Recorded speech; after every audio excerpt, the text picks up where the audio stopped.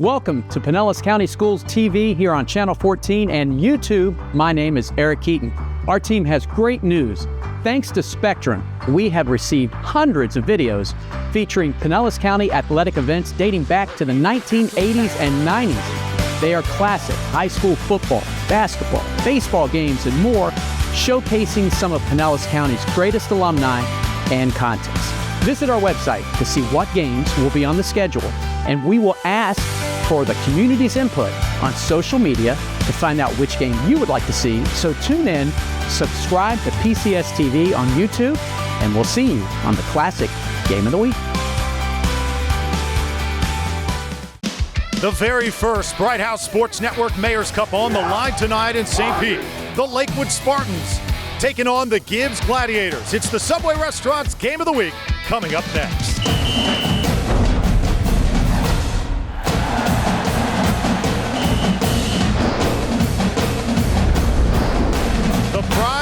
The Bright House Sports Network Mayor's Cup, awarded to the winning team tonight. The contenders, the Lakewood Spartans and the Gibbs Gladiators, as Mayor Bill Foster excited to present the winning team with the trophy at the conclusion of this game. And what a game we have here tonight. Good evening, everyone. So glad you could join us. I'm Drew Felios. You're going to see tons of pageantry, excitement, and just outstanding football play over the next 2.5 hours. You've also got some drama, especially on the Lakewood side. They welcome back their superstar tonight. Dante Fowler has not suited up for a regular season game. He comes back with 20 sacks he recorded last year. 5-star recruited by rivals and a commitment to Florida State in his back pocket. He is a tremendous athlete, probably the most exciting to watch in Pinellas County. As I welcome back my partner, Mark Royals. Mark, great to see you. And we've seen a couple of these big-time 5-star guys. Nelson Aguilar was one a couple weeks ago at Berkeley. But I'll tell you what, Lakewood has learned how to play without him. Well, it's a tough call when you have to sit down someone that's as productive as he's been with 20 sacks. And it's a big loss for anyone. But what that team has done, they've bonded together. They've come out of the gates really fast. We'll talk about him a lot tonight because he is a special player. But this team all around has come together, and the wheel has kept spinning. We talk about wheels spinning. Antonio Knox took over this Gibbs program. This is his first year. He has hit the ground running. The kids respect him. The program respects him. The administration loves what he is doing. As a coordinator last year under Donnie Abraham, he's come in and he's putting his stamp on this team. It starts with just little things like changing the culture, how you dress, how you present yourself. He's doing a fantastic job. We look forward to what he's going to do here. When you look at the coaches over the last 4 years, sometimes that can create a problem when there's a lot of change, a consistency on your football team.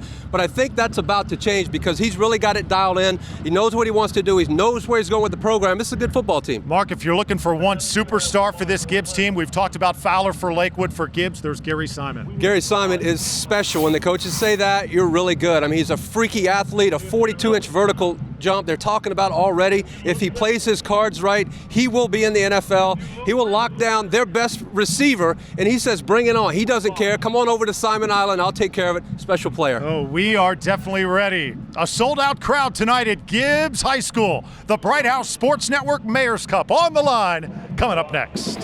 Tonight's Bright House Sports Network Game of the Week, the Lakewood Spartans and the Gibbs Gladiators, is brought to you by Subway Restaurants. It's Anytober at Subway. Get your favorite regular foot-long sub during the month of October for just $5. Celebrate Anytober at Subway. Subway, eat fresh. As the Spartans and the Gladiators are on the field, Lakewood in the white tonight. Gibbs will wear the familiar blue and gold. And let's send it down on the field before we start this game to our Brooke Bennett. What's up, Brooke?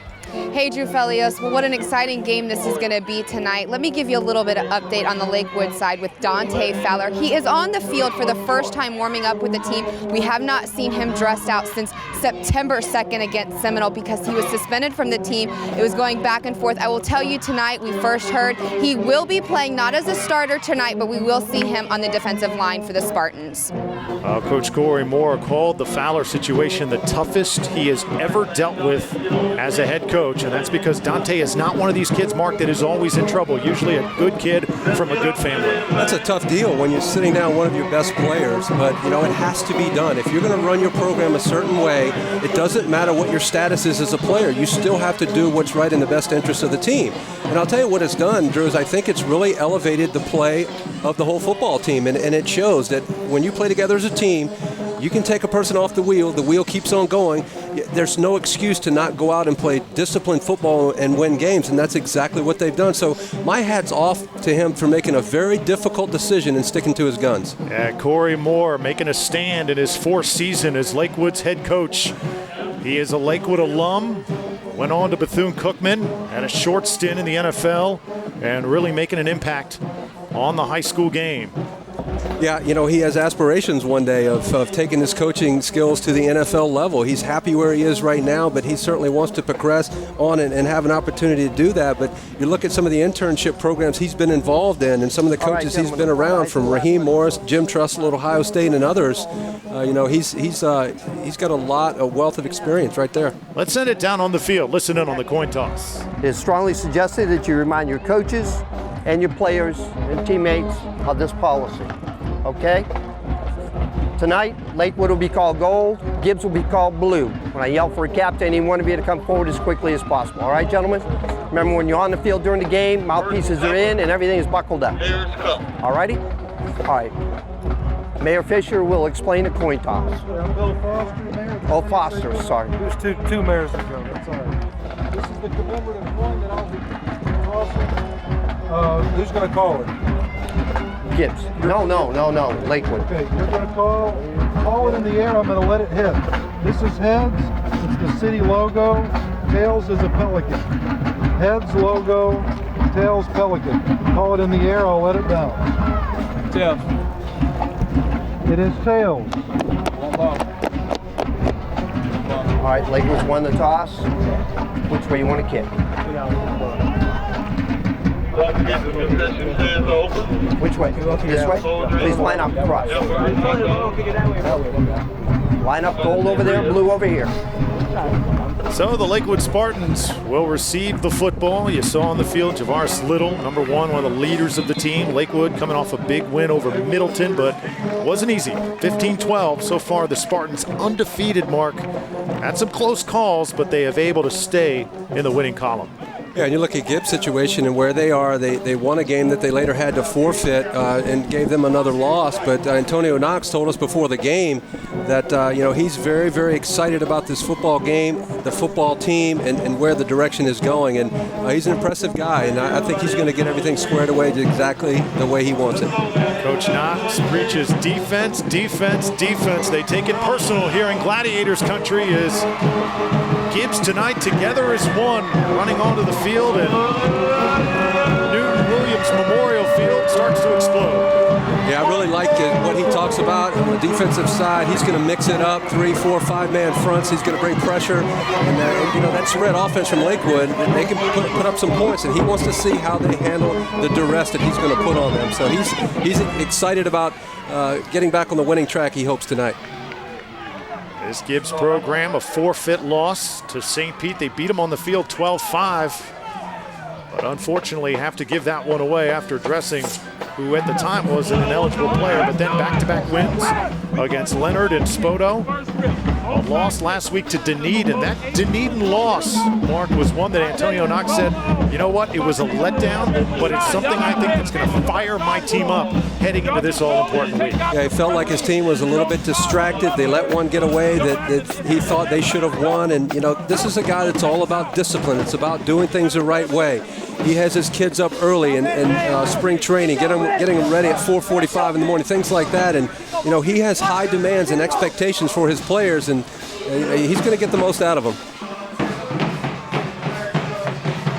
Knox has brought stability to this program, that is for sure. He says he wants to coach here for the rest of his life, and he's got the athletes, the student body, and the people people that he thinks can make this Gibbs football program special for a very long time. And you know, his dad went to LSU, and that's his favorite team. He's had some time to spend around Nick Saban, and he's kind of taken some things away from what he saw there and implementing it on this Gibbs football team. And he's the kind of guy you just know good things are going to happen for him.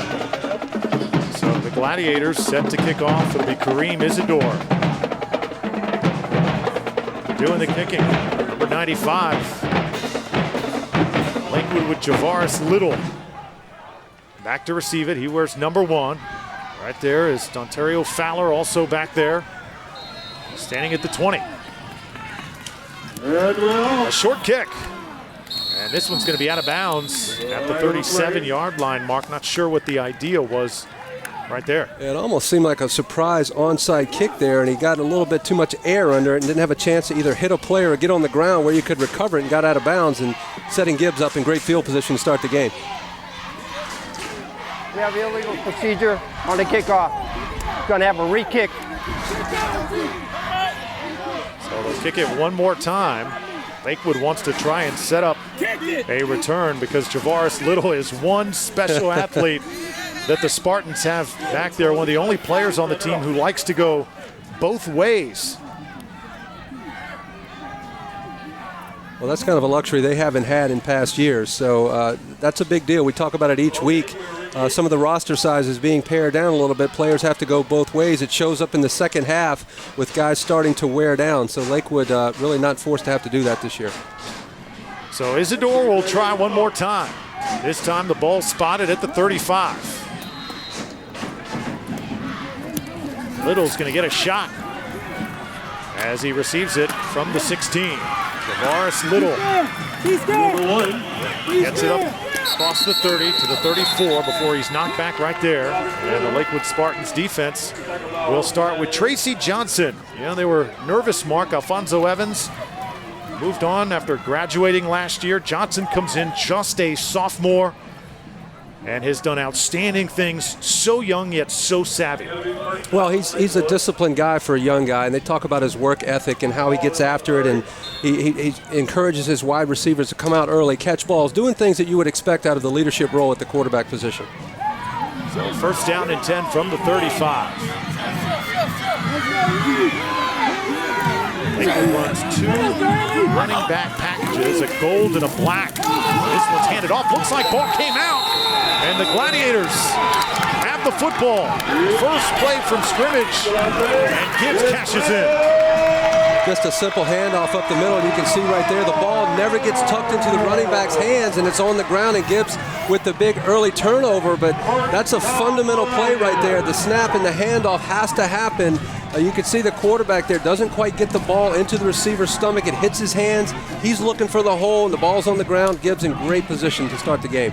It was Reggie Eva who recovered the football, and all of a sudden Gibbs takes over from the 34. Gibbs tonight fielding a brand new quarterback. Devontae Williams fills in after Devontae White tore his ACL last week. So Williams, the senior, under center tonight. He starts from the shotgun. Williams tosses it up, far side of the field, man out there, and it's caught.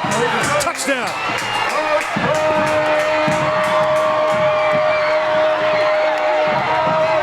It's Maurice Hall, corner of the end zone, and the Gladiators are out to a huge start. What a tremendous way to start the football game. You'll see it all the time when you get an early turnover. You want to take a shot down the field.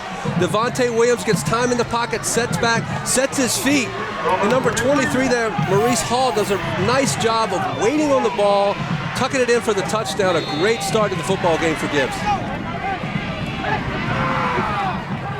So now, time for the extra point, or will this be a 2-point conversion? This has been an adventure for the Gladiators over the past few weeks, but they will try the extra point with Gary Simon, the holder.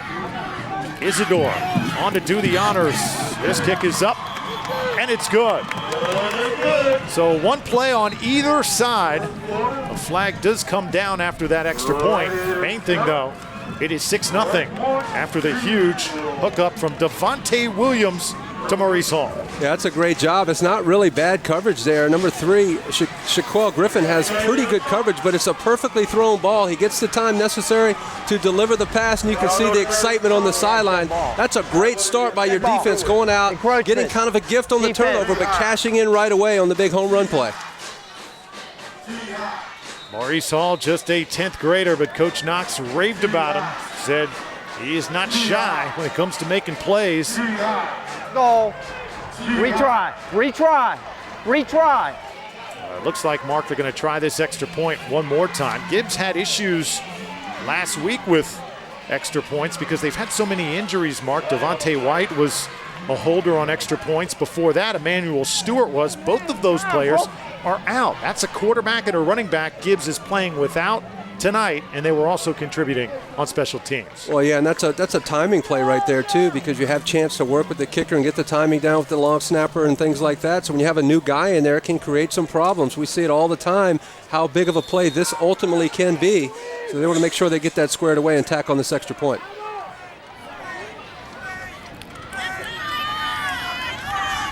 You can tell Gibbs a little bit out of their element, lining up for the extra point. Rushing in Jatavius Oliver at the last moment. Isidore picks it up, and it's good. So 7-0 after the hookup from Williams to Maurice Hall. And I'll tell you what, on the sideline in the wheelchair, Mark, talked about Devontae White, the quarterback who tore his ACL last week. His loss hurts, not just at the quarterback position. He was a star linebacker for this Gibbs program. It's going to be tough to be without number 3. Yeah, and they may miss him more on the defensive side, and you can see the disappointment right there. You can tell the kid wants to be out there playing, and unfortunately injuries are part of football on all levels, and it's a shame that that's happened. Hopefully he can get himself together, and a great player, and when you can be effective both sides of the ball, it's a big loss for your team.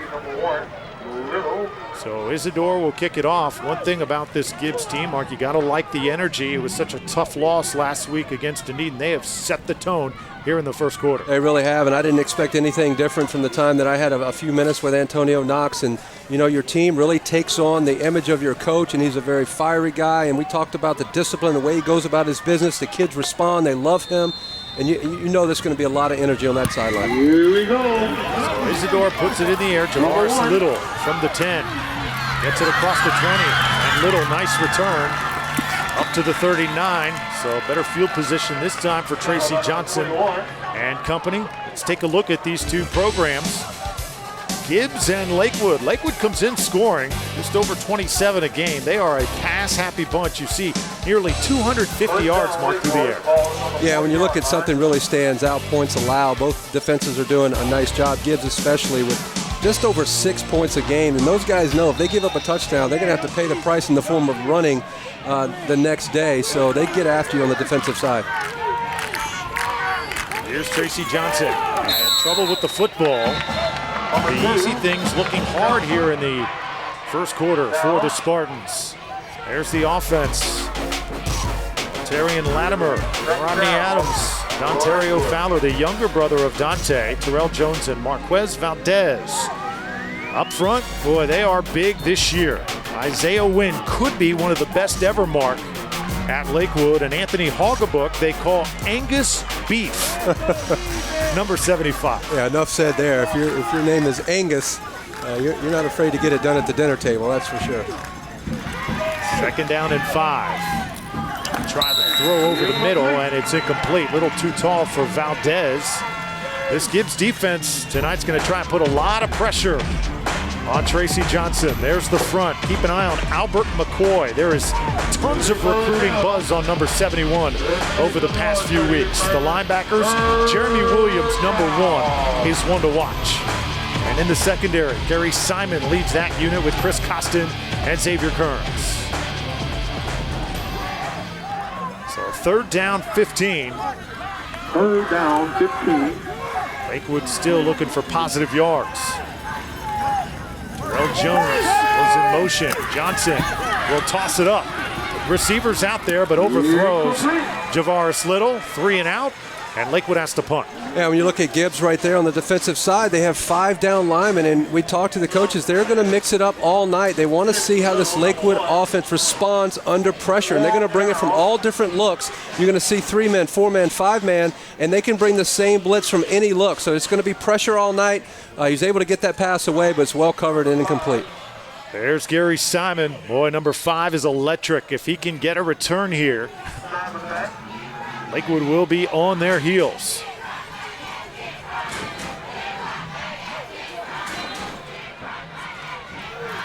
Lawrence Growney kicks it away for Lakewood. Here's Simon. Simon's Island, we talked about in the open. Gary Simon, nice return across midfield to the 41. And that's a great job by Gary Simon right there on the short punt to get up and catch the ball. A lot of times you'll see the receiver let the ball get on the ground in those additional yards, but he sees it short. He catches it on the run and just making people miss and getting up the middle for a great gain there and putting Gibbs in great position again. Simon, also a star basketball player here on campus. Coach Knox says he will dunk on you in a heartbeat. Yeah, apparently dunked on a 6'11" plant player in a game, so yeah, he's not afraid to go up and throw it in your face. Went 28 yards on that return. Gladiators try and go to the ground. Adrian Johnson is stuffed as Lakewood's defense flies to the football. Let's take a look at these Gladiators. Devontae Williams, the quarterback. Adrian Johnson, Zachary Gibbons, the wideouts, Simon and McTeer with Jeremy Williams, the tight end. The big boys up front. Marlon Scott, the left tackle, leads the way. Samuel Perez in the middle. And Leonard Hills, the right guard. They are happy to have him back. Mark number 52 was on meds about a month ago, had a slight stroke. Hey, back it up, yeah, that's guys. just a freaky thing. You never know when that can happen. That's why they teach these young kids to know what you're putting in your body and be careful. Sometimes you can't avoid those things. A very unfortunate situation. Fortunately for them, he is back and healthy. Well, it looked like we had a personal foul on the Spartans, so not much going right. We have a dead ball. Personal foul. Defense. Unsportsmanlike conduct out of bounds. First down. Drew, that's one of the things you always have to watch out for in a football game with this much emotion. And you mentioned pageantry in the beginning, and you know, the Mayor's Cup may not sound like a lot, but these kids get fired up for this kind of thing. You've got to be disciplined, especially those plays after the ball is dead. So now they spread the field. And back to throw. Devontae Williams under pressure. Lakewood so fast running to the football. Big 66, Justin Pierre there to take him down. Lakewood defensively led by big 79, the Big Easy they call him. Nyquell Watson. Marcus Vaughn also 57. Look out for him coming off the edge. Carrington Oliver, a linebacker, the strongest player on this Lakewood team with Ryan Cooper and Chris Walker. And in the secondary, the Griffins are twins. Gary Sherman, Javaris Little. So versatile, wearing number 1. Yeah, when you're bench pressing over 400 pounds, you're strong. So second down for Gibbs. Under pressure again and throwing high is Devontae Williams. Third down. It'll be third down. Devontae Williams has played some wide receiver and tight end before moving to quarterback, where he is now going to settle in there. Last week, a big touchdown pass to Adrian Johnson as running back.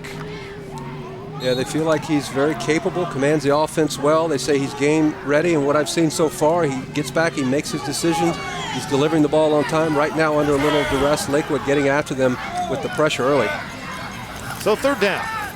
They'll try and sling it out this time. It's Marquise Allen, and not much. Lakewood coming up to make the stick. Ryan Cooper. Number 21 was there. Also number 3, Shaquille Griffith. Yeah, and your fourth down territory here, just outside the 30-yard line. But when you're getting a lot of pressure like that, sometimes you want to slip out a screen there and see if you can kind of slow that down a little bit. But well covered on the outside on the edge there, getting them down and setting up a long 12 yards here for a first down. Mark, just to give you a hint tonight, we're not going to see many field goal tries, unfortunately. Yeah, you know, that's something we see a lot around high school football is the kicking game and not being squared away. A lot of teams are forced to go for 2 after touchdowns. So they go for it on fourth down. Devontae Williams rolling out. The Spartans coming after him. Dante Fowler now in the game for Lakewood. The pass looks like it is caught at the 28, well shy of a first down, as Gary Simon made the grab, and the Lakewood offense will now come onto the field. There you saw Dante Fowler pressuring the quarterback the first time he enters the game. Yeah, and you bet he's happy to be out there. Sometimes when you have a situation like that that causes you to not be able to play and miss what you love doing, it kind of resurrects you and makes you think about what you have. And he's a dynamic player. When you have 20 sacks, that's no accident. You can see he's very strong, he's fast, he moves well, sheds a blocker, and gets after the quarterback. That's what he's known for, applying great pressure there. So first down for Lakewood. Tracy Johnson will work from the shotgun. Going for the long ball here early as he overshoots Quez Valdez. 0 for 3 passing so far for number 2. Yeah, taking a shot down the field, and we talked about the pressure that Gibbs is going to apply, and you take your shots and hopefully you can hit one to slow them down a little bit. It's really difficult though if you don't establish a run game and you're reliant on the pass. I mean, Lakewood does. They make no bones about it. They'll come in here and sling it around with that spread offense, unable to connect on that play. It's a nice looking trophy, ain't it? It really is nice, and the first one I think will have special meaning. So these kids are amped up for this game. So Johnson on second down. Hand it off. Gibbs tough up the middle to start this football game. They pride themselves in defense as Chris Adams was right there to meet the running back at the line of scrimmage. Yeah, Coach Knox says, you know what, it's the old adage we've heard many times that offense can win you games, defense will win you championships, and that's what they pride themselves on. They have a lot of athletes. He talked about they're smallish, but they move around very well, and they will get after you. Third down and 10. So far, -7 total yards for the Spartans. They haven't been able to get anything going. Latarian Latimer shifts to the left side of Johnson. I see Johnson trying to make something happen. Surrounded by blue jerseys.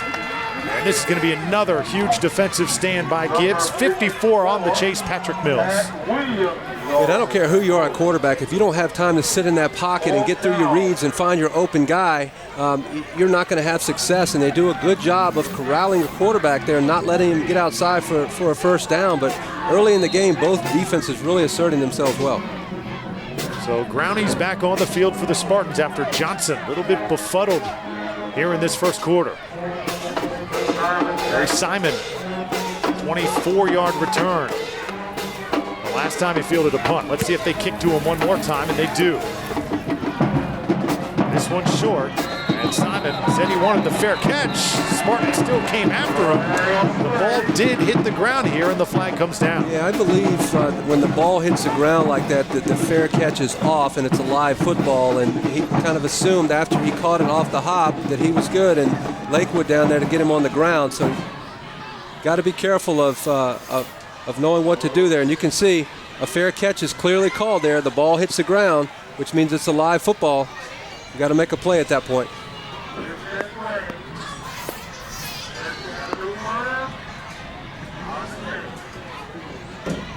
There's no foul on the play. First down, Gibbs. The correction is made. The ball will be spotted at the 30-yard line. This series history. Lakewood and Gibbs. Gibbs' last win in 2008. Lakewood has won the last 2. Pretty even though. Last 6 years they've split 3 apiece. And they have on a 2-game winning streak there is Lakewood, so Gibbs is well aware of that and will definitely try to put an end to that tonight. Adrian Johnson can't get out of his own backfield as the rain starts to come down here at Gibbs. Yeah, we talked about it before we went on the air, Drew, about as well as they play defense on both sides of the ball, you might not see a lot of points in this football game. So for Gibbs to get that early turnover and then cash in right away to get that initial touchdown on the board, we'll see how it plays out, but that could be the biggest play of the night.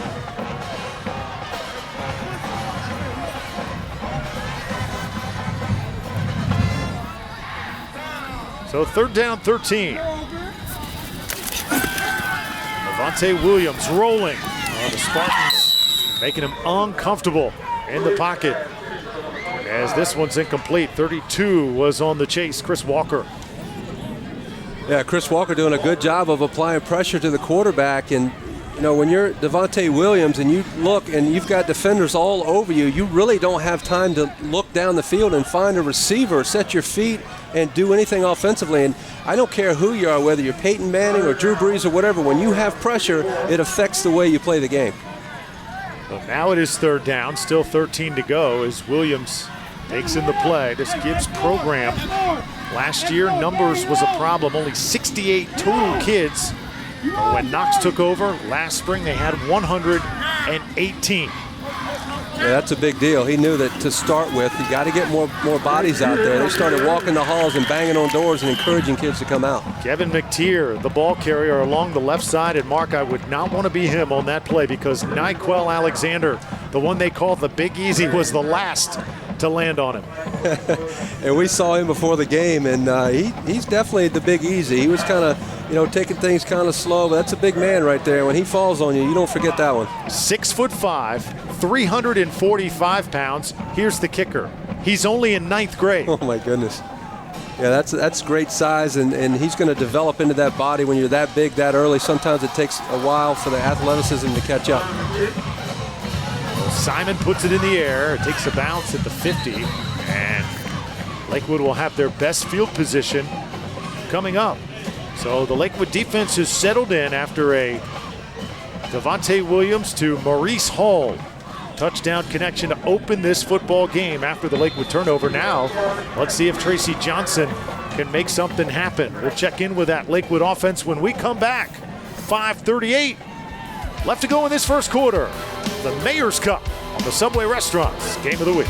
The Bright House Sports Network Mayor's Cup on to the Subway Restaurants Game of the Week. Drew Felios, Mark Royals, and Brooke Bennett. Brooke, I know that you're always interested on how these teams prepare to take the field on Friday nights. Interesting story with this Lakewood team. It is so interesting, Drew, and they instilled yoga into their programs over the summer. I actually did a story on it, talked to Coach Moore how it really prepared the guys to think, and they've taken it from their summer program into every Friday night, especially tonight, Thursday night, that they do yoga before coming out on the field and warming up. Terry Plumridge is their yoga instructor, even finding her name on the team roster. She is a part of that Lakewood Spartans team now, Drew. And Brooke, while Lakewood does yoga, this Gibbs program takes a different approach that I'm sure you're very, very familiar with. Oh, Drew, I love the fact that Coach Knox is instilling summer programs at 4:45 in the morning. I know those all too well, and as I talked to Knox on the sidelines, he really said, the guys that really bought into that and made the workouts at 4:45 in the morning over the summer, they saw the difference. They got stronger, they put on weight, especially some of his guys on D, putting over 20 pounds on over the summer. 4:45 a.m., Drew, it works. Meanwhile, the Spartans taking off as Martez Anderson shot out of a cannon. A huge gain inside the 10. Flag is down at midfield, keep in mind. Yeah, it's just a handoff out to he gets on the edge, and the blocking's great up the middle and got the ball tucked away nice and high. Good blocking down the field by the receivers and a tremendous run. Putting themselves in good field position. It looks like it's coming back. Martez Anderson doing a great job of bursting through that hole with speed and toughness, breaking a few tackles for a big gain.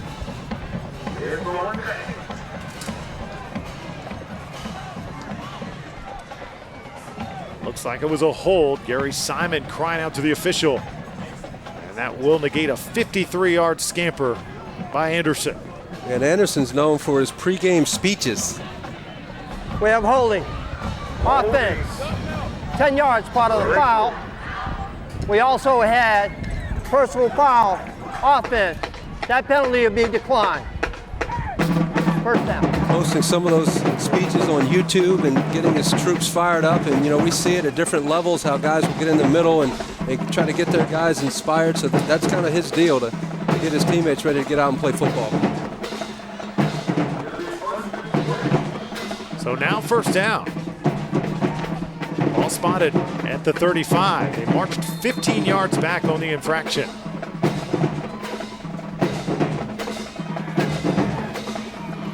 Johnson working again out of the shotgun. Here comes the Gladiators blitz. And that's where the timing of Lakewood's going to be a little thrown off because Gibbs is coming, and they are coming quick. Chris Costin on the coverage. That's a good job by Tracy Johnson there, recognizing the blitz is coming. So you go to your hot read and Just a simple 3-step drop, get the ball out of your hands. The ball's thrown behind his receiver there, number 11, Valdez. But, you know, good recognition by your quarterback. Just have to execute the throw just a little bit too far out for his receiver. Second down, 25. Tracy Johnson still looking for his first completion. Remember, this is a quarterback averaging 250 yards a game through the air. Johnson under duress, able to get it away.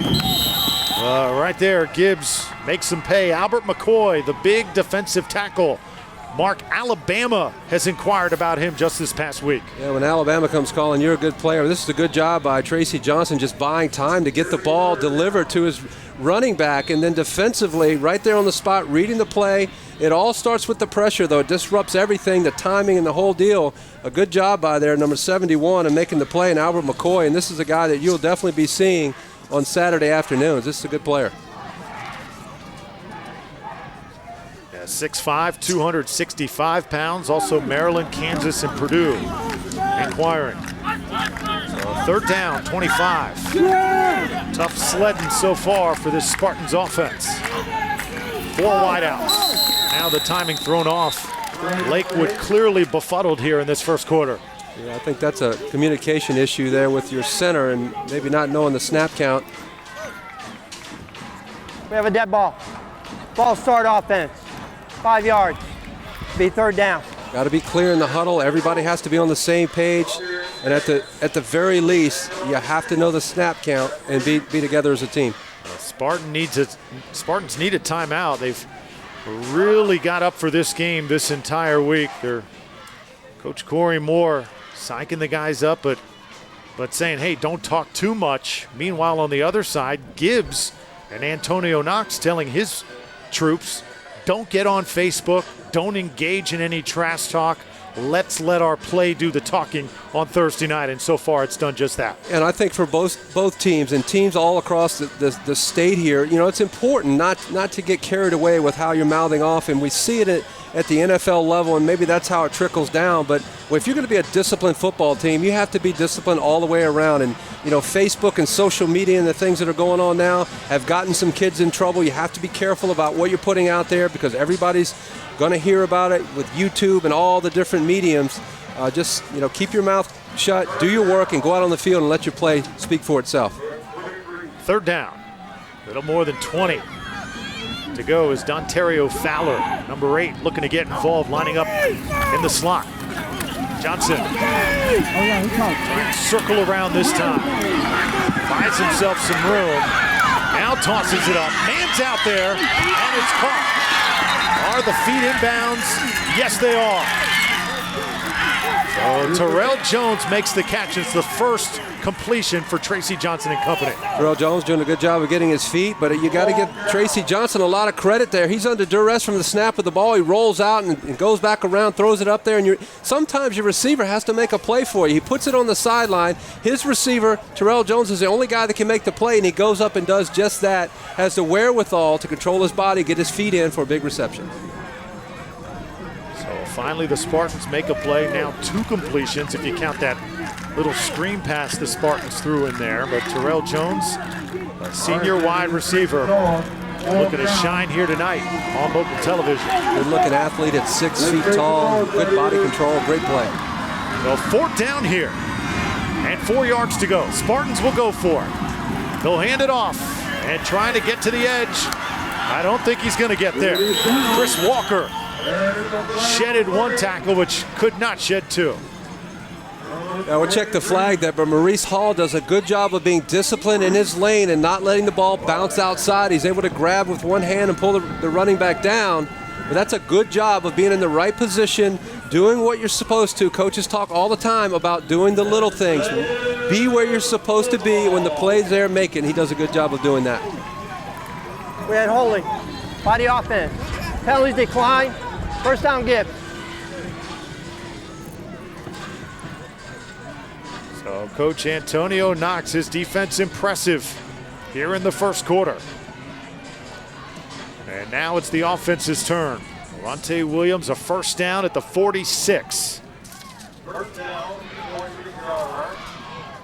Williams, number Gibbs' offensive philosophy, take what the defense gives them. Doing a good job of that right now as play is stopped after the whistle. Yeah, so far early in the football game, it's been a somewhat sloppy game with penalties here and there. And, you know, when you have big offensive opportunities with the big run and it's called back because of a penalty, it drives coaches nuts. And it goes back to being disciplined and doing the things that you need to. And penalties are a big deal. We watched the other night with the Buccaneers. They were able to win the game, but you can't have that many penalties, 12 and 13 penalties, and expect to win games every week. 1st and 10. Ball on the ground. Spartans diving for it. And let's see who's got it. This first quarter has been an absolute adventure. Dante Fowler at the bottom of the pile. And it is recovered by Gibbs. So the Gladiators able to hang on to it, but Dante Fowler mixing it up here in his first action of the season. Yeah, that's a guy you're glad to get back on the football field. And again, I'm sure that he looks at this completely different than maybe before the suspension. Sitting down, watching. He's done a nice job of getting his grades up. And you're proud of him for that. And I think it sends a message to your whole football team. And, you know, he's back with his boys and out there being a disruptive force like we knew he'd be. That's a loss of 1. Now 2nd down. In motion, Kevin McTeer. And another whistle. We've had a lot of them in this first quarter.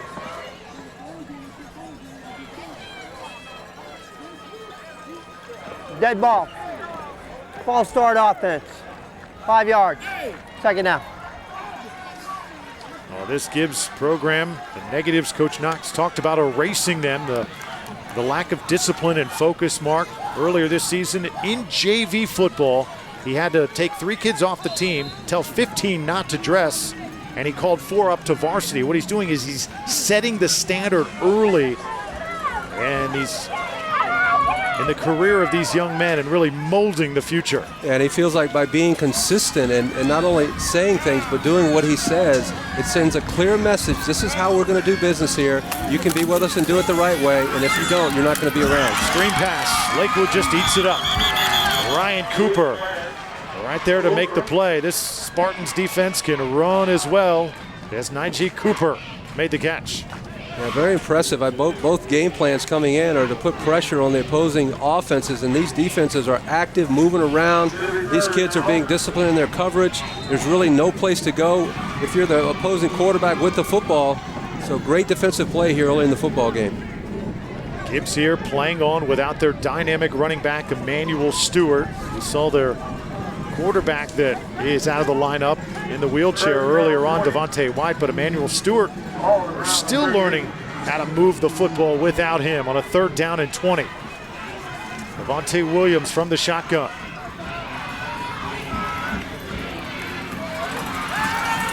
This is dangerous territory for the Gladiators. Williams drifting back, and that ball nearly intercepted.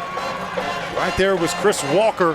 It's 4th down, and Lakewood making a statement defensively. Yeah, Devontae Williams there has to be really careful when you're under that much pressure and you're trying to deliver a pass. If he's not wide open, you sometimes have to just throw that ball away and live for another day. That was close to being an interception, but when you're feeling that kind of heat and there's nobody to throw it to, just get that ball out of bounds, kick it away, and let your defense go out and make plays for you. Yeah, tough to play without Emmanuel Stewart. Brooke Bennett Gibbs has had to manage.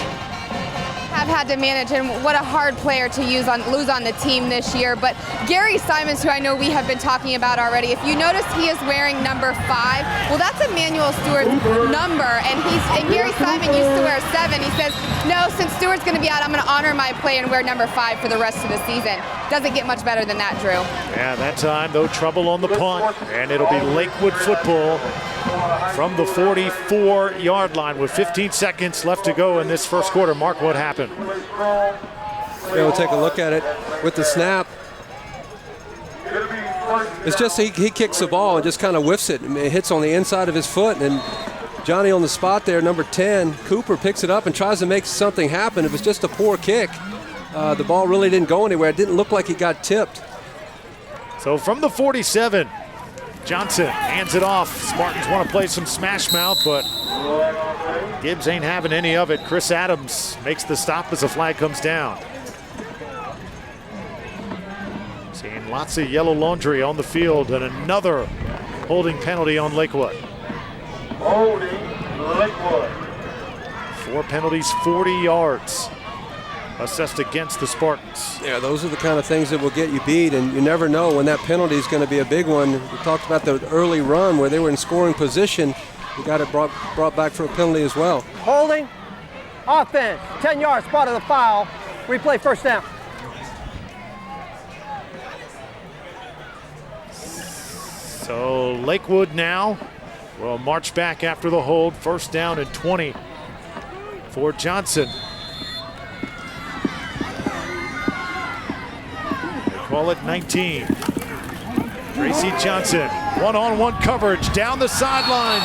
Rodney Adams could not catch up to it. You can't get a better matchup than that, as Lakewood looks to get on track here as we head in to the second quarter. We've played one in this Bright House Sports Network Mayor's Cup. The Spartans and the Gladiators. Gibbs leads 7-0, and we're back after this. The Subway Restaurants Game of the Week tonight. Proud to bring you the Bright House Sports Network Mayor's Cup from the heart of St. Pete and Gibbs High School. The Gladiators with a 7-0 lead over the Lakewood Spartans, and we're thrilled to welcome in the mayor himself, Bill Foster, here to the booth. How are you, die-hard high school football fan? I love this stuff, and Gibbs is playing well. They that quarterback, the nice touch into the end zone. It was great coverage, and that kid just pulled it in. So Gibbs is playing well. Lakewood is fast. It's a classic ball game. A little bit sloppy here in the first quarter. Lakewood trying to get on track. You think it's the moment, perhaps, for them? Maybe they know the mayor's here, and you know, the butterflies of a classic. No, you know, I think they're just amped. They're always ready for this ball game, and it's such a long-standing rivalry. This is for bragging rights in the community, and people love Gibbs Lakewood football, and so I think the kids are amped. They're going to settle down into the second quarter and certainly the second half. But yeah, it's fun. Mayor Foster, take us through the idea of the Mayor's Cup, and what do you think that ultimately is going to mean to these kids? Well, I mean, it's the inaugural game, so I think that people will remember that, especially the kids. We were really trying to have this at Al Lang Stadium, and when we laser shot the stadium so we could put the goalpost in, we were 2 feet short of a wall, and that was just the 15-foot runoff area. So fumble on the play there, picked it up. I'll do a little play-by-play with you guys. Well, but, yeah, I'm experienced. But so we were 2.5 feet off in a wall. I tried to get a waiver from high school athletics. They said no, so in order to have it there next year, I promised Bright House that I'd move a berm. So I'm gonna dismantle part of the stadium in a berm so we can put that field in. So the Bright House Sports Network Mayor's Cup will have a permanent home. Outstanding. I'll bet you couldn't even do that at Bright House Stadium. But the mayor of St. Pete will do that for Bright House. Oh, man, we cannot wait. Lakewood to punt it away here. Mary Simon, an exciting athlete, had the big return in the first quarter. Spartans will down it at the 37. Mayor Foster, you're no stranger to calling play-by-play. You're the public address announcer for Keswick Christian. Now tell me, are you one of those PA announcers that also tries to throw in a little bit of play-by-play during the game? I do, and I know what the high school rules say. I'm a rule breaker when it comes to that because I'm a cheerleader. I throw in a little Mick humor, you know, oh my, and I just, I try to call plays. I've only been flagged once in my 3 years, and that was when we played Admiral Farragut. The opposing team got the referee. They flagged me, but I was back at it the next week. Oh, great stuff. First down for the Gladiators. It's impressive quarterback Devontae Williams.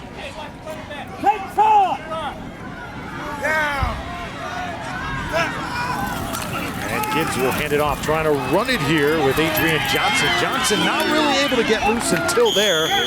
5-yard gain, second down and 5 coming up. I know that you were very proud of your son a couple weeks ago. Took on Carrollwood Day School and had a chance to go head-to-head with Deuce Gruden, son of former Bucks coach John Gruden. I've got some pictures. We'll leave it at that. I like the coach too much to say anything. It was a fun game. We had a great game, great time. And since then, we've suffered a couple of, nice defensive charge there. That's Dante Fowler, the superstar, back in the lineup tonight for Lakewood. Mayor Foster, how nice is it to see him back on the field for all he's been through? Absolutely. And I tell you, these kids are just playing out of their heads right now. And I love a good defensive ball game. I like the hitting right there on the line. That takes me back 30 years. I was never this good, though. Well, I'll tell you, when you look at these coaches and making a decision like that to sit one of your best players for a disciplinary reason, you really have to take your hat off for what the message they're sending to these young kids. You send a message, and it's a positive one. I'd like to sling it out. Nice little swing pass. Kevin McNear, boy, they are tackling tonight and really flying to the football. You know, it's about real life, and these coaches understand that the odds of making the NFL are not so good for these kids, but to get a college education, to go D1, D2, to get an education, to be a good citizen, a good father, a good husband, all of these things play into that. And, you know, it's about life. And these coaches do a great job, especially here in St. Pete. They most certainly do. Mayor Foster, you are a Northeast High School alum, correct? I am a Viking. Once a Viking, always a Viking. Here's Simon kicking it out of bounds as they'll mark it about the 31. Look, you know, this city championship is not something that other teams aren't entirely not familiar with. You look down the line, St. Pete, last year 5-0, the mythical city champions. Split it a couple years ago, Lakewood and St. Pete. Northeast back to 06. Yeah, you got to go back for that. And we didn't do well once we got into the state tournament, but we've had some good teams there at Northeast. St. Pete High was out of their minds last year. They played really good ball. And so yeah, the Mayor's Classic in partnership with Bright House, we want this to be something that these young men will not only remember, but they want to play for next year. Spartans going back to the ground. Some tough yards for Zamari Johnson. So Lakewood still looking for their first points here in the second quarter. Gibbs with a 7-0 lead. Came on a first quarter touchdown from Devontae Williams to Maurice Hall. Yeah, you look at Antonio Knox and what he's preaching here. He figures if you can't score, there's no way that you can beat this team. And he really believes in that. He instills it in these kids. And you can tell, well, both sides of the ball, but in particular Gibbs, they get after you. And that man right there, he's not going to accept anything but the best out of his students. And I like the direction that he's going with this program. That's exactly right. I've got my eye on number 54. His name is Patrick Mills. He's a junior defensive lineman. He's, oh, look at there. Nice catch. Nice catch, nice pass. Number 35, that's a 31-yard gain. Marquez Valdez makes the catch for the Spartans. Patrick Mills is one of my doorway scholars. He's making good grades. I'm his mentor. They're at Gibbs High School, and this kid's going to go to college, and he's going to be a great citizen of the city of St. Peter, or wherever he goes. He's a wonderful young man, but he plays on the defensive line for the Gibbs Gladiators, and I'm watching him now. He's like my own kid. There he is. I'll tell you, you bring up a good point when these athletes are playing high school football. I think a lot of them have aspirations to do things at the college level, some of them even the NFL level, but it's much deeper than that. And these kids are being taught valuable lessons by these coaches as far as grades and getting things done in the classroom. That's ultimately what they're going to rely on for the rest of their lives. That's exactly right. And some of these young men are doorway scholars, which means they get a mentor, they get some tutorial help, but they're motivated. The graduation rate of these young men is over 94%, and they go on to college, and they're promised a 4-year college education, and it's so important, and we're seeing the success everywhere we go. Again, typically your African-American male, your graduation rate is well below 50%. You attach a doorway scholarship, it's in the 94 percentile. Wow. It's incredible, and I tell you, all of our young men just rise to the occasion. So best field position of the day for the Lakewood Spartans from the 35. Tracy Johnson trying to lead Lakewood into the red zone and in the end zone. A little bit of confusion, but now they're set to go.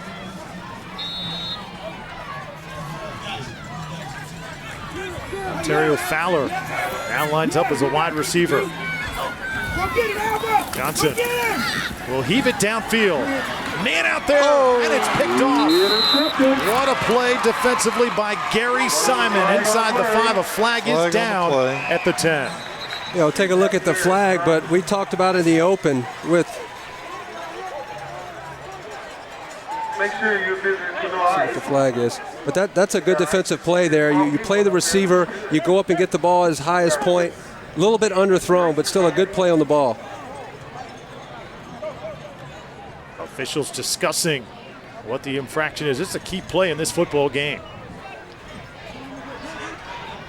And it's going to go against Lakewood, so Gibbs will have the football. Take a look at it one more time. Well, this Simon, Mayor Foster, a heck of an athlete, number 5. By the offense. Squared up beautifully, went up, took the ball right out of the hands of the receiver, just beautiful. And Gary Simon is the guy that he's going to be matched up against the best receiver every week. We talked in the open about, he's like, calls it Simon Island. Bring it on. When you're facing the best receiver every week, you have to be confident in what you're doing. You have to be technically sound. He's a great-looking athlete and a great play there with that interception. Tough field position now for Gibbs. They've got it at the 4-yard line, and let's see what Lakewood tries to bring here. They got to be careful. Devontae Williams now out of the shotgun from his own end zone. Williams running the option, picks up a couple, gives himself a little bit more breathing room before Chris Walker makes the tackle. Well, Mayor Foster, how would you describe this period of being the mayor in St. Pete? How tough is the task at hand right now? Well, it's been very difficult. My first year was learning how to be the mayor of the 4th largest city in the state of Florida.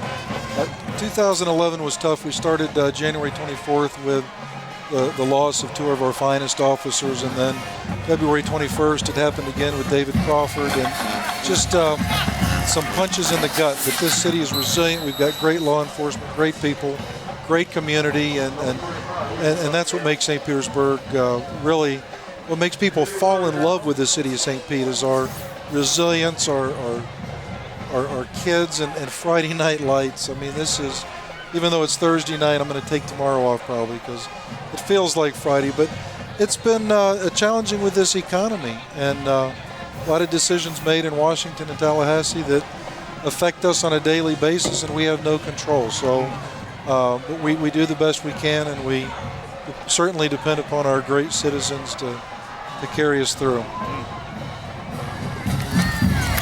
So Williams out of the end zone, heaves it downfield, looking for Simon, but he can't catch up to it. You saw the previous play, Dante Fowler flying around and bringing down the ball carrier. Yeah, he's a special player. You could see his pursuit there, Angle. He knows what he's doing, sheds the block, gets after the running back, and kind of a prayer there by your quarterback, unanswered. But that's a good stand by Lakewood. They'll get great field position here to go back out on the offensive side.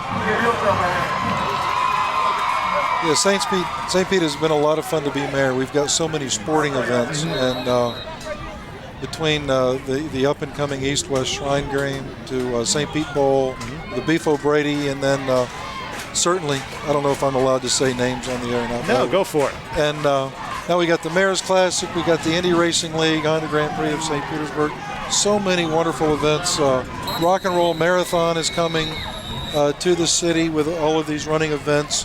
Women's half, the St. Anthony's Triathlon. So we've done very well. And then with international baseball, we've got three or four Major League Baseball games to be played at Lang against the team, the national team from the Netherlands and Canada. Defense. So yeah, we've got a lot going on. Tons going on. With the success the Rays have had and all the talk about what's going to happen with them and St. Pete, how do you see that playing out? Well, I'm going to sit down with Mr. Sternberg. He and I saw each other on the field the past couple of nights when we were playing at the Trop, and we had some really good dialogue. Not in any detail, but we did agree that at the conclusion of the entire baseball season, we would get together and talk about the future of the Rays in St. Petersburg. So nice, missed a tackle. This is Rodney Adams with the football. Yeah, And he is electric. Rodney Adams down to the 10-yard line. Another flag comes down. That's why you don't like to kick off to number 7. He is quick. Yeah, kid's a special player there. Unfortunately, it looks like it may come back as the officials talk about it, but he does a really nice job of getting on the edge. And typically when you see a big return, it's because a guy makes a guy miss and breaks a tackle. Exactly what he did. You can see the frustration on the sideline. That's the kind of thing that will get your team beat. It's happened a couple times now with big plays due to penalties. Block in the They've got back. to clean it up. Return team, 10 yards, part of the foul. First down, Lakewood. He didn't even have to do that. Penalties will kill you. So we have reached the water break of this game. Mayor Foster, we thank you so much for I had a joining ball. us in Thank the you, booth. guys. Thank you. You guys do a great Thank you, job. Mayor. Great stuff. Good seeing you. Nice Mayor meeting you. Bill Foster, the brains behind this Mayor's Cup, brought to you by Bright House Sports Network. And we'll keep a special eye on Keswick Christian, too, the rest of the year. Gibbs High School leads Lakewood High School in this Bright House Sports Network Mayor's Cup. 7-0 your score. Lakewood comes in at number 15 in the Bright House Sports Network media poll. Armwood still the number 1 team in the land. That Well Plant. deserved, yeah. How about Plant, Mark? They're the team. We thought they were going to be a little down without James Wilder and Philip Bealey. Not the case. Yeah, you know, they've really regrouped there. When you lose players of that caliber, you think maybe it's going to be time for them to have a down year, but 4-0 off to a great start. Plant City, Pasco, Countryside still has not lost a regular season game. Over the past 2 years, Jesuit, Winter Haven, Southeast in that top 10. Spartans at 15. Sun Lake comes in the poll at number 20 this week. First down and 10 from the 45. Lakewood will pitch it. And it's a couple tough yards as Latarian Latimer was on the carry. He was cut down by Chris Adams. Big number 71 there, Albert McCoy, turning that back into his defending players. They get him on the ground, but it's been a really sloppily played game, and the big plays that have been there that they've actually executed on, as we see another penalty about to be marched off. We had holding. Offense, 10 yards, part of the foul. Replay first down. Has been killing Lakewood. They've had opportunities to get themselves in position to score. The game started off on a sloppy play, just the execution of the handoff, and Gibbs get the early touchdown. They're hanging on to that 7-point lead. May be enough, as we don't know how this game's going to turn out, but the guys are playing very sloppy football. 7 penalties, 65 yards. We're not even out of the second quarter. That is not good if you're the Spartans. So first down and 20. Nice swing pass over the middle. Wes Valdez on his feet. Able to cut it up to the 47-yard line. 47-yard line. That is a 3rd down and 7 coming up. Yeah, when you have that much yardage, you go with your first down, hopefully, or 4 first down, you hopefully get that in half, get it on your first play, and then you have another down to pick up another 10 yards. But it's a good crossing pattern there to put yourself in position to have a better shot at picking up the first down. The numbers on Johnson. Not really able to establish any rhythm because of all the holding penalties. Johnson, nice throw. And that'll move the sticks up to the 40.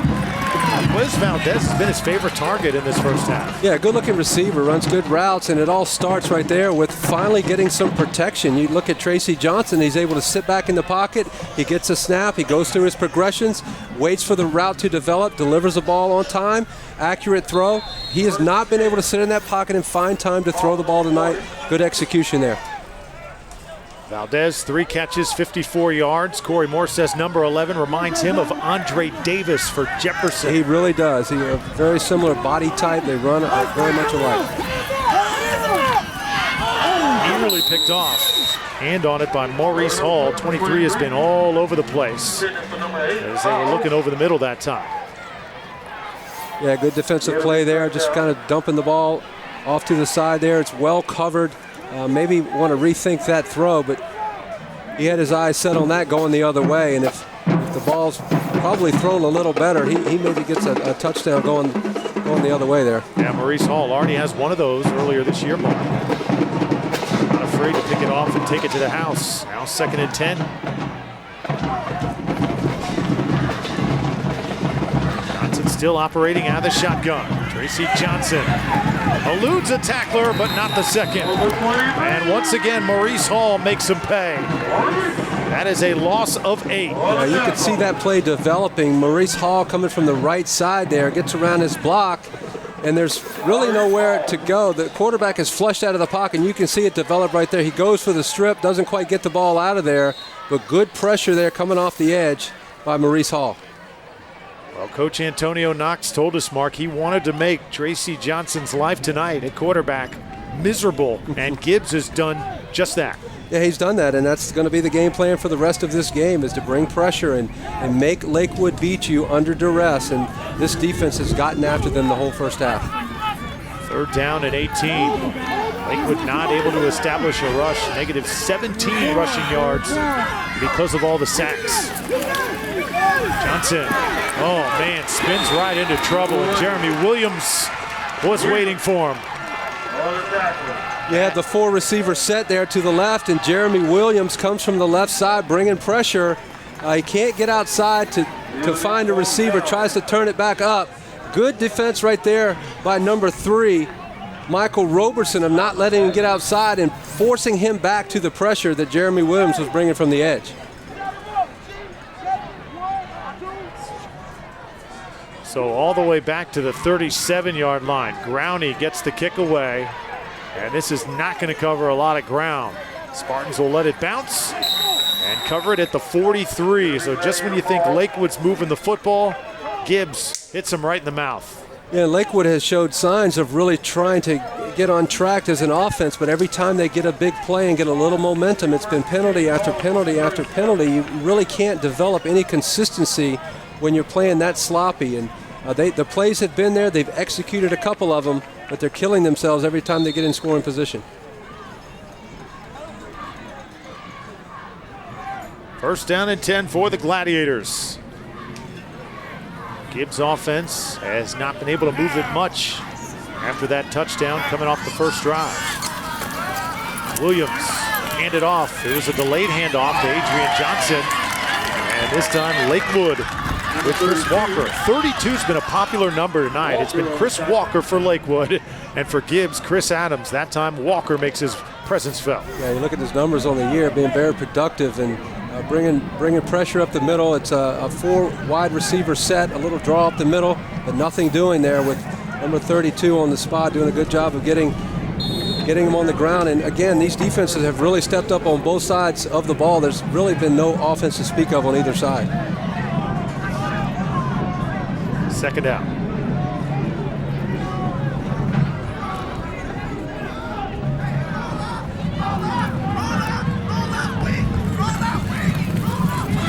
Williams, he's going to go down.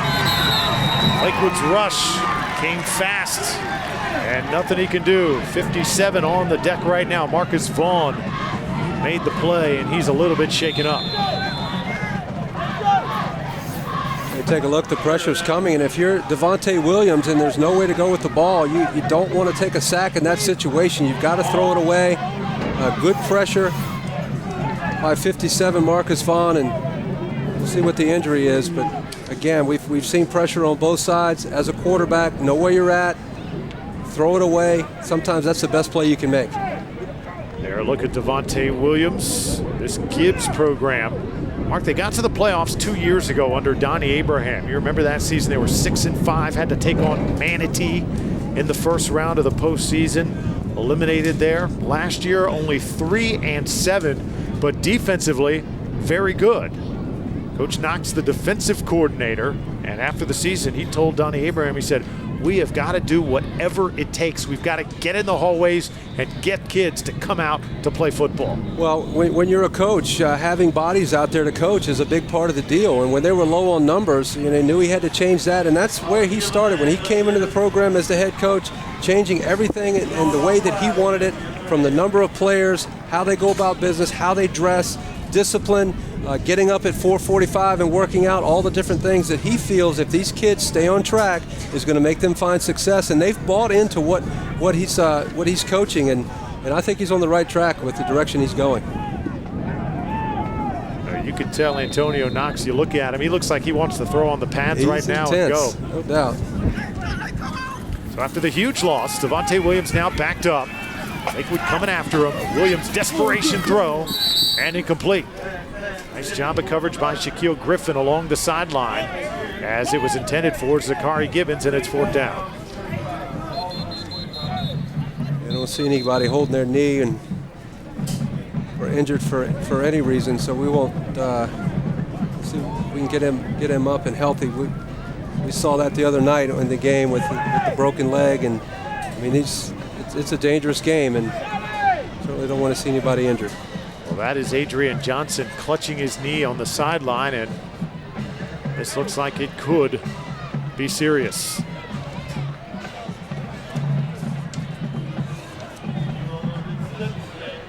Johnson is only a sophomore.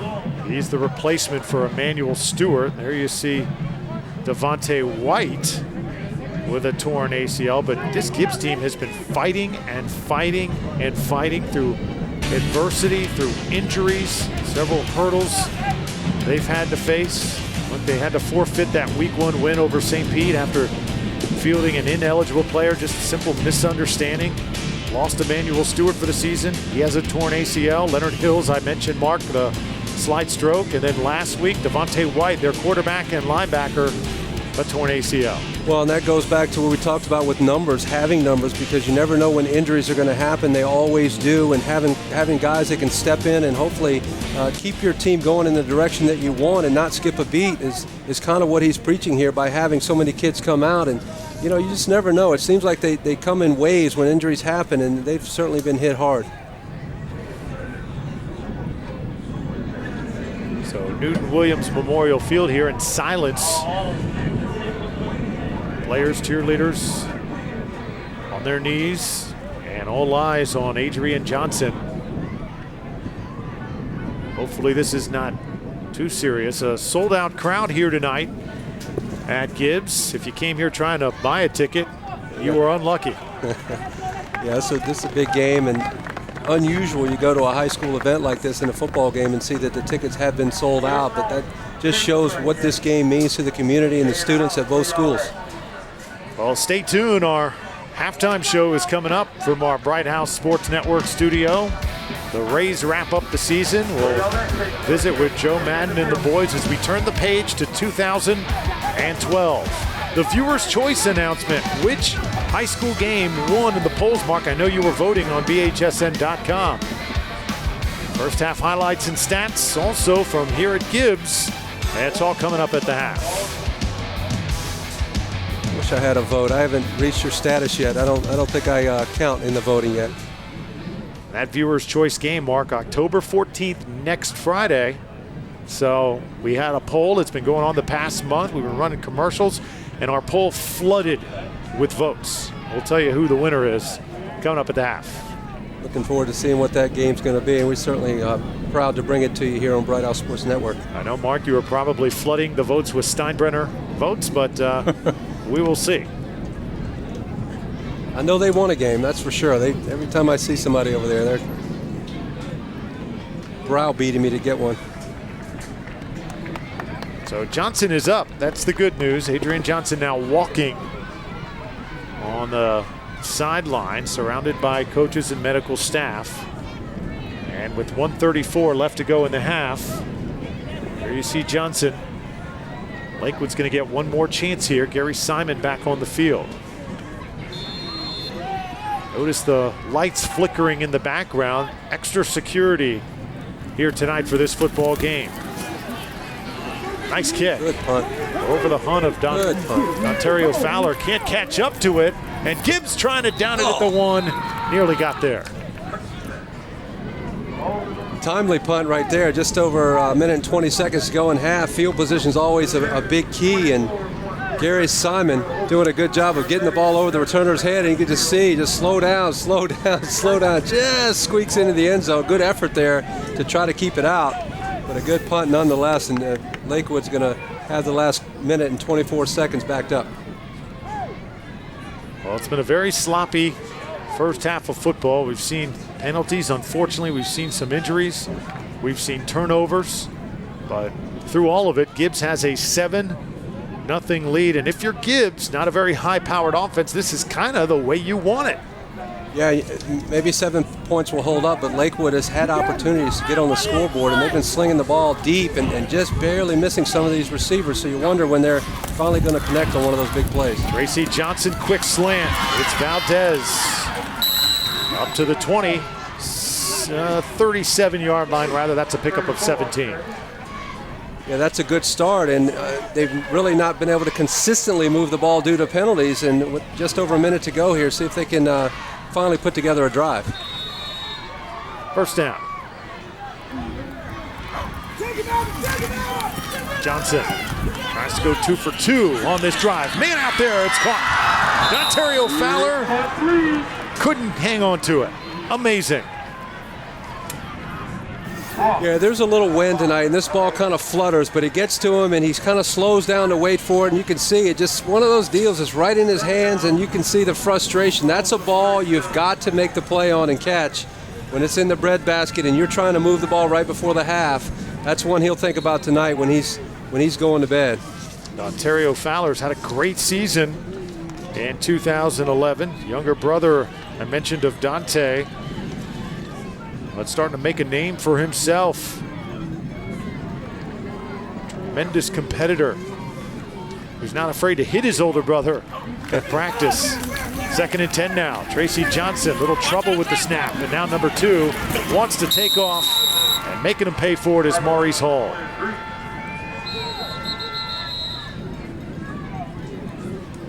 So a short gain on the play.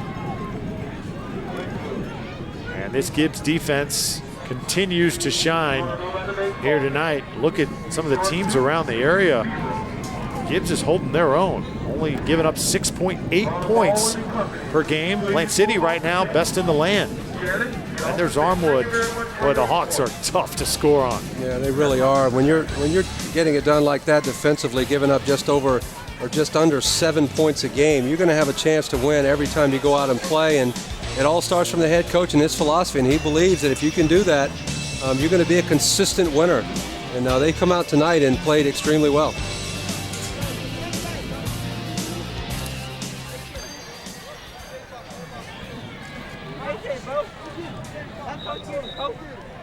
Well, offense wins games, defense wins championships. That's the motto here at Gibbs. That's probably one of football's oldest cliches, but it's true. Well, you can look back to some of the teams that have won Super Bowls because of defense, and then that'll prove exactly what you just said, the Baltimore Ravens and the things that they've done, the Chicago Bears and other teams. So, yeah, defense, you can get it done there. You can win a lot of football games. 3rd down and 5. Johnson just lets her fly, and it's caught. This is how dangerous the Spartans can be. Javaris Little makes the catch. That's a 33-yard gain. I'll tell you what, Jeremy Williams right there came out of nowhere. It looked like that ball was going to be too deep, but he runs under with that tremendous speed and makes a big catch here right before the half is closing down. Johnson rushes up to the line. Keep an eye on the clock here. It stops at 47, but now it'll start running. Lakewood starting to attack. Johnson will take off with his feet. Gets it inside the 20 and stops the clock. Smart play there. Tracy Johnson looking down the field. There's nowhere to go with the ball. You're running out of time in the first half. Just pick up a few yards. 5-yard gain on there. Get the ball out of bounds. Stop the clock. Kind of regroup as an offense and decide where you're going to go from here. But a good play there. Heads-up play by your quarterback. Well, initial reports on the sideline. Brooke Bennett kind of trying to figure out more and more information, but it looks like Adrian Johnson has torn his ACL. Preliminary indications indicate that. They got to go through the MRI process, of course, Mark, but that process has not been kind to Gibbs this year. 2 players gone with torn ACLs. Yeah, normally when you see a player injured and he's grasping for the knee, it's unfortunately going to be something pretty serious, and hopefully after further tests, it won't be as severe as they're speculating right now, but that's a tough one, and they've been hit by the injury bug pretty hard and continuing tonight as well. So let's see if Lakewood can get it together here. Spartans very much intact, kind of thrown out of their element in this first half, but Lakewood team not afraid. Big wins over Seminole, Blake, Dunedin, and they beat Countryside impressively in the preseason classic. A win over Middleton last week really tested the Spartans' mettle in late game situations. So 2nd down and 6. Now Johnson and company after the breather will try and catch this in. Get on your feet, man. That's what I'm talking about. Crowd starts to pick it up. Let's make some noise. Johnson throws. It's caught over the middle. And racing to the end zone, Terrell Jones. So Lakewood in prime position here with 30 seconds left. Terrell Jones doing a good job after catching the ball of eluding a defender and getting the ball in scoring position as we have some players kind of scattered all over the field. But Tracy Johnson does a good job. It's a low snap. He regroups, finds his receiver, delivers the ball, and allows him to get the ball in space and make a play for him. You can see the ball's been low all night, and he's done a really good job of handling that with pressure in his face, still delivering a strike over the middle. So Terrell Jones makes a big play, and a good job by Johnson. You saw the rush coming down, Mark. He took a fist right to the face mask, but able to hang in there. He's had the one interception, but very respectable numbers in the first half. And let's not forget he had the one big reception called back, so those numbers could be even better, but he's got his team on the move here right before the half. Now a timeout on the field. Both of these coaches playing a chess match here in a critical moment of this game. Gary Simon jogs off the field. Corey Moore making sure that he can burn a timeout here. Both teams with 3 as we wind it down. It's been an interesting football game in this Mayor's Cup. Gibbs came out their first play from scrimmage. A touchdown by Maurice Hall delivered by Devontae Williams. Since then, Lakewood offensively not able to get on track. Tracy Johnson harassed. They've dropped some passes. They've committed several penalties, but now knocking on the door. Yeah, and Corey Moore talked about his team, how they struggle with getting off to fast starts. And once they feel like they get in a rhythm and kind of get things going into a higher gear, they just go out and relax and play football. And, you know, we talked about Dante Fowler and his not being around and playing, and he feels like his team's kind of a no-name team. They really have bonded together and played together as one unit, and it looks like they're finally starting to get themselves in gear here. So here's the Spartans. They'll hand it off. It's Martez Anderson scoring the Lakewood touchdown.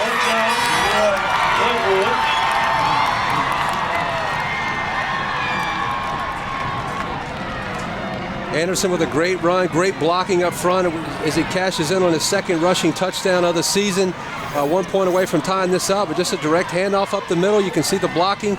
Big number 77 clearing the way. Isaiah Wynn, and a good strong run to get themselves 1 point away from a tie right before the half. Now it's Lawrence Growney on for the extra point. Javaris Little to hold. This has been an adventure at times this season for Lakewood, and the flag comes down here as it looks like Gibbs may have jumped early. And as a coach, if you get an offsides here, it moves it up and you have a yard to go, you rethink that for a 2-point conversion. With that ball. Encroachment. Defense. Half the distance to the goal. Time down. Looks like that may be what they're going to do. When you're that close, you kind of rethink that and maybe go in with the lead. And great 80-yard drive in just 6 plays in under a minute to get themselves right back in the football game. So Lakewood wants to go for 2. Johnson mishandles the snap. Wow. And that's a big play because the Spartans now go into the locker room down 1 instead of tie. Yeah, and you can see the frustration on the coach right there. The center quarterback exchange has to be flawless. You can't have the ball on the ground. As we take another look at it, The snap hits him in the hands. He doesn't get his hands on it. The ball's on the ground, and they miss an opportunity for points. You never want to leave points out there, especially you don't even get the ball in the hand to try to execute your play to see if you can get it in. That will drive coaches crazy. That's something that you can't have errors on. Because, Mark, in a game like this, that 1 point is like 6 points. Could be a huge play, and it all started with the encroachment on Gibbs to put it in position to go for 2, but you've got to execute that exchange. Well, tonight we're in St. Pete. Tomorrow night we head to Polk County, Lake Gibson, and Winter Haven. The Subway Restaurants Game of the Week, as the Blue Devils make their debut on the network this year. Lake Gibson, Coach Keith DeMeyer's team looking to make some noise. And Winter Haven will welcome back their head coach. Charlie Tate returns to the sidelines. That's tomorrow night right here on Bright House Sports Network.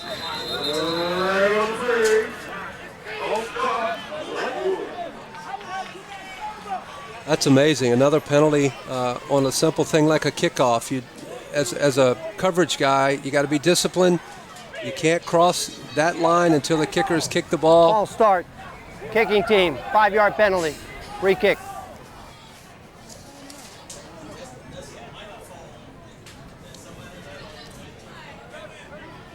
I.G. Cooper doing the honors here for the Spartans.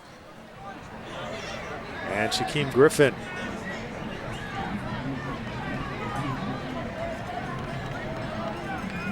It is Griffin, Shaquem Griffin, kicking for Lakewood. Gary Simon back to return it. And that one ain't going very far.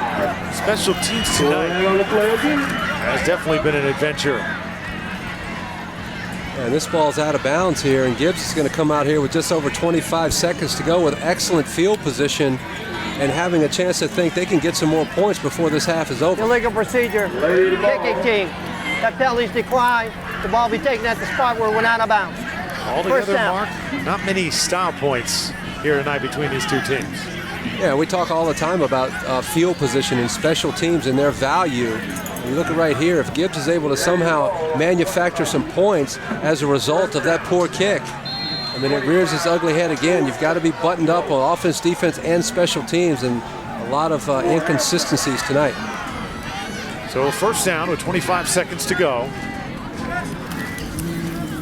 Williams slings it out. They put it in the hands of their best athlete. Gary Simon can't do much with it. Up to the 47-yard line, Carrington Oliver. First time we've called his name tonight. Interesting right here. They're not getting up on the line and getting a play called. Maybe the last play of the first half. Picked up 3, 2nd and 7. This could be the last play, and it looks like it will be. Simon trying to outrun everybody, incomplete. And that is how we will end half number 1.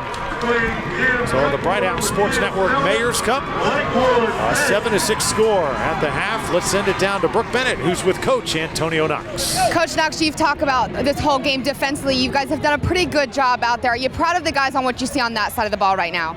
Yeah, a little bit. We still gave up a score, so, it shouldn't even happen. But it's a ball game. This is a crosstown rival, so we're going to have to come out here and keep fighting. Still got to fight adversity. Lost another running back towards ACL. So, hey, this is what it's all about. We just got athletes, got to plug them in, keep playing. Well, let's talk about offensively. You guys have been hit pretty hard with the injuries on that. What are you going to have to do now with Williams out there, really get things moving on that side of the ball? Just have to open up a little bit. Open up and just start taking what they're giving us, and we're going to have to start putting it in the air. All right, Coach, good luck in the second half. Without a doubt, the patience, the coaching mettle tested after another star athlete goes down with a torn ACL. Well, this game of the week on Bright House Sports Network is brought to you by Subway Restaurants. Subway. It's Anytober at Subway. Get your favorite regular footlong song during the month of October for just $5. Halftime show after this. It's halftime of the Bright House Sports Network Mayor's Cup on the Subway Restaurants Game of the Week. Gibbs leads Lakewood by a score of 7-6 after the extra point. 2-point conversion came up short for the Spartans just before the half. Well, our Viewer's Choice Game of the Week. The voting has been going on for the past month, and here were the choices.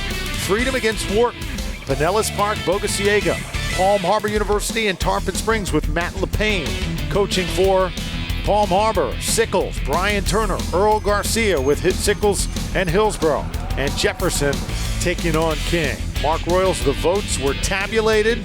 The thousands of votes. It went back and forth. Eventually, Pinellas Park comes out on top, as Bogey will take on Pinellas Park. That will be the game of the week next Friday night. Yeah, Kenny Crawford there trying to develop that Pinellas Park team, and he's kind of a Rodriguez from Largo clone in developing that team, and it'd be exciting for them to be on the game of the week, and the viewers have spoken, and we will deliver. Bogosiega led by Coach Antez Brinson. They'll get their chance. The Pirates and the Patriots next Friday night on the Subway Restaurants Game of the Week. More halftime coming up after this. So we are being entertained right now at the half for sure. The Subway Restaurants Game of the Week. Mark, I got to sit you down. I know this is tempting to start dancing when you hear this. I'll tell you what, a lot of energy, man. They're doing a great job. Both bands performing very well. Kind of reminds me of the Florida Classic over the years. Well, what a first half it was. Not much of a classic on the football field. A little bit of a sloppy game from the start. Lakewood turns the football over, gives it to Devontae Williams and company, and the Gibbs offense scores on their first play from scrimmage as Williams hits Maurice Hall. Yeah, really a good start. They got the big turnover, and then it was just a situation of sloppy football, penalty after penalty. Both defenses asserting themselves very well. You look at the pressure right there. It was kind of the tail of the first half, and then Lakewood was able to get a drive toward the end of the first half to get some points, but both defenses have really played strong.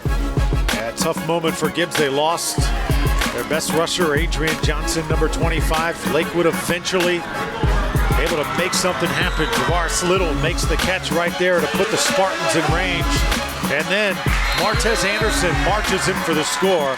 Lakewood does go for two. They fumble it on the extra conversion. So that's why we stand at 7-6, and look at those rushing totals.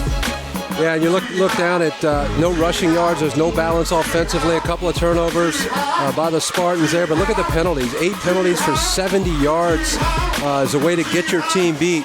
And that's kind of what we saw. Every time they were able to get something moving offensively, they never created any rhythm because of the penalties.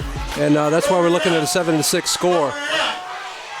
So when we come back, the third quarter, right now this crowd is jacked up in this Bright Out Sports Network Mayor's Classic from St. Pete.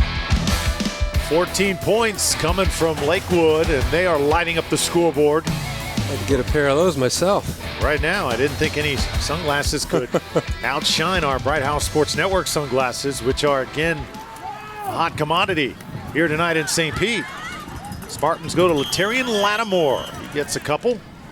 Up near the 30. Yeah, and talking about Tracy Johnson and Rodney Adams, I mean, they've developed this really tight bond off the field, eating lunch together, doing things together. And, you know, it all starts with relationships, and they really have it going on. And you think about the game against Middleton, Johnson hurt his ankle on the last drive, and his lineman coming, carrying him to the huddle after every play. I mean, that's some serious bonding going on right there. And then when things like that start to happen, good things normally are a result. 2nd and 6. Ball on the ground. Johnson falls on it. Also seeing perhaps a more mature Lakewood team, Mark. We saw last year against St. Pete. St. Pete was a juggernaut a year ago, but when Lakewood got down, you saw a lot of bickering and trash talking. We're not really seeing that here tonight. Yeah, and I think it starts with the head coach and what he's preaching to these guys and how to handle themselves. And he doesn't want a lot of trash talking, a lot of bulletin board stuff. It's just go out, execute on the field, and that will say enough. And I think that's a valuable lesson for these kids. I think they're buying into it, and they've certainly found something that's working and coming out here in the third period. And you know, you have to attribute it to that head coach and Corey Moore and what he's all about. And you have to think his aspirations are to one day be in the NFL. I certainly wouldn't doubt him on that. Well, number 50 is down. That's Stephen Trudell right now for the Spartans. Coach Corey Moore hopes this is not serious. Hopefully just a cramp the way they're moving his leg. It's been tough tonight in the trenches. Both of these teams excited about playing on Bright Owl Sports Network, and high stakes on the line. Yeah, and you talk about the coach and looking at other plays that work against them and instilling them in your offense. He also thought it was important when he watched Pasco Jefferson in the regional semifinals last year, and how the players, they were cheering their teammates on and really being involved in the game and getting behind each other. That makes a big difference when you're fully engaged in the game and you know you have the support of all your teammates. Those are valuable lessons, and this team is buying in.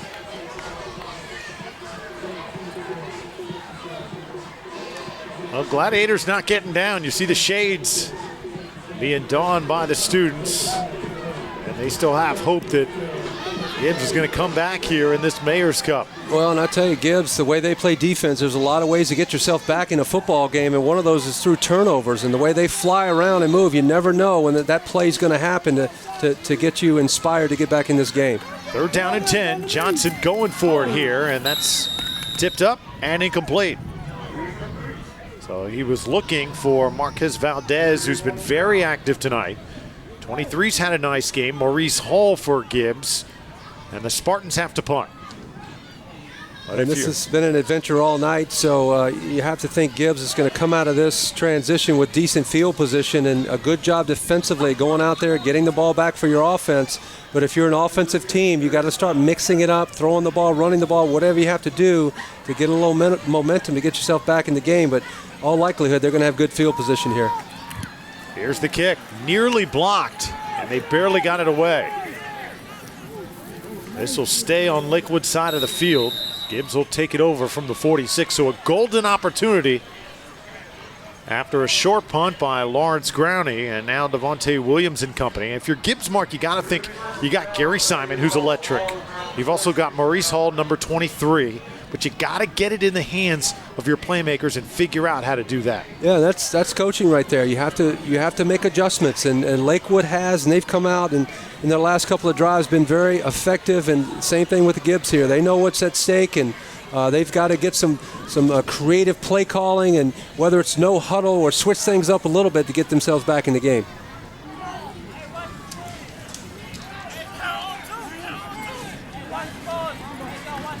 So 1st down and 10. Lakewood with a 13-point lead. And a long night for Devontae Williams. Touchdown pass on his first throw. Since then, tough going.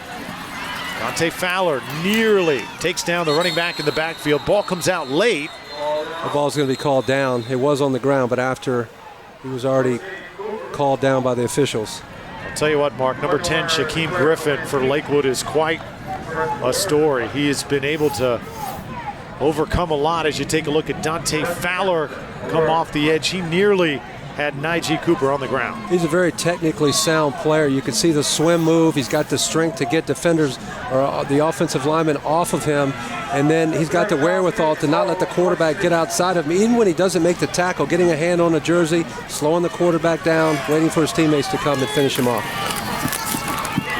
High throw. Simon can't hang on to it. And it falls incomplete. And that's a pass Devontae Williams would like to have back. When you have a little screen going on, just deliver it out to your receiver, but you've got to get it in his hands. A little bit too tall there as the receiver goes up and tries to make a play. But I think even if that ball's a reception, it's well defended, probably for not much of a gain.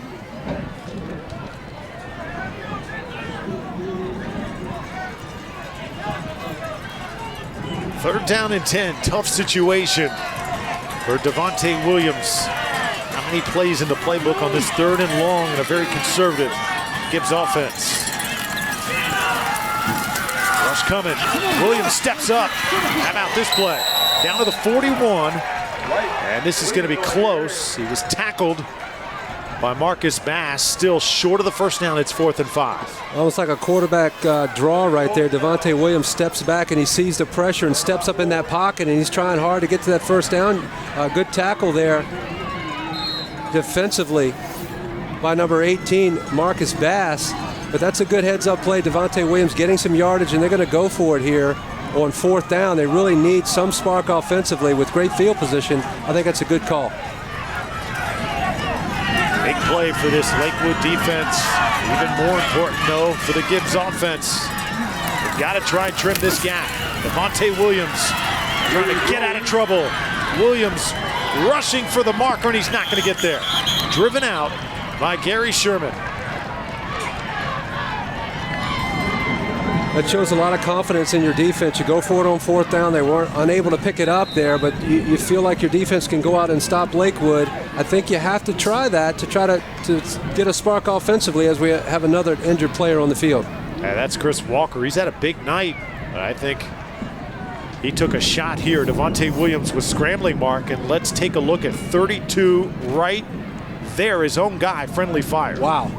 Yeah, that's a collision right there, and sometimes those ones you don't see are the most brutal ones. And he was completely blindsided by his own teammate, did not see it coming, and hopefully he's going to be okay. Maybe just has a few Tweety birds right now after that big hit. Absolutely. Walker gets up, though, a little bit shaken up. Very active player, has been all over the field tonight, made a lot of plays. In hot pursuit of that one, and just caught one of his teammates on the run as well and took a shot to the head. Well, right now, if you're Corey Moore in Lakewood, you got to figure, Mark, you're in the driver's seat.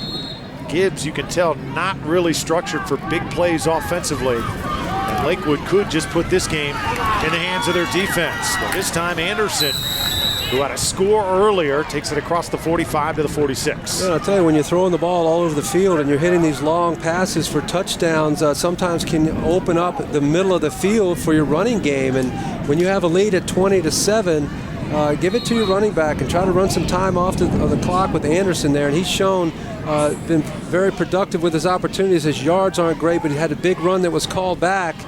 So you have some openings there. Take advantage of it. Tracy Johnson, he'll let it fly again. One-on-one coverage out there, and a flag comes down as Najee Cooper was body to body with Marquez Valdez, and this looks like it will be pass interference. Yeah, it'll be an interesting call. I think they are going to get him with pass interference. He does a good job of getting his head around to find the ball, but there was a lot of hand tug-of-war kind of going on down the field. The officials right on the spot.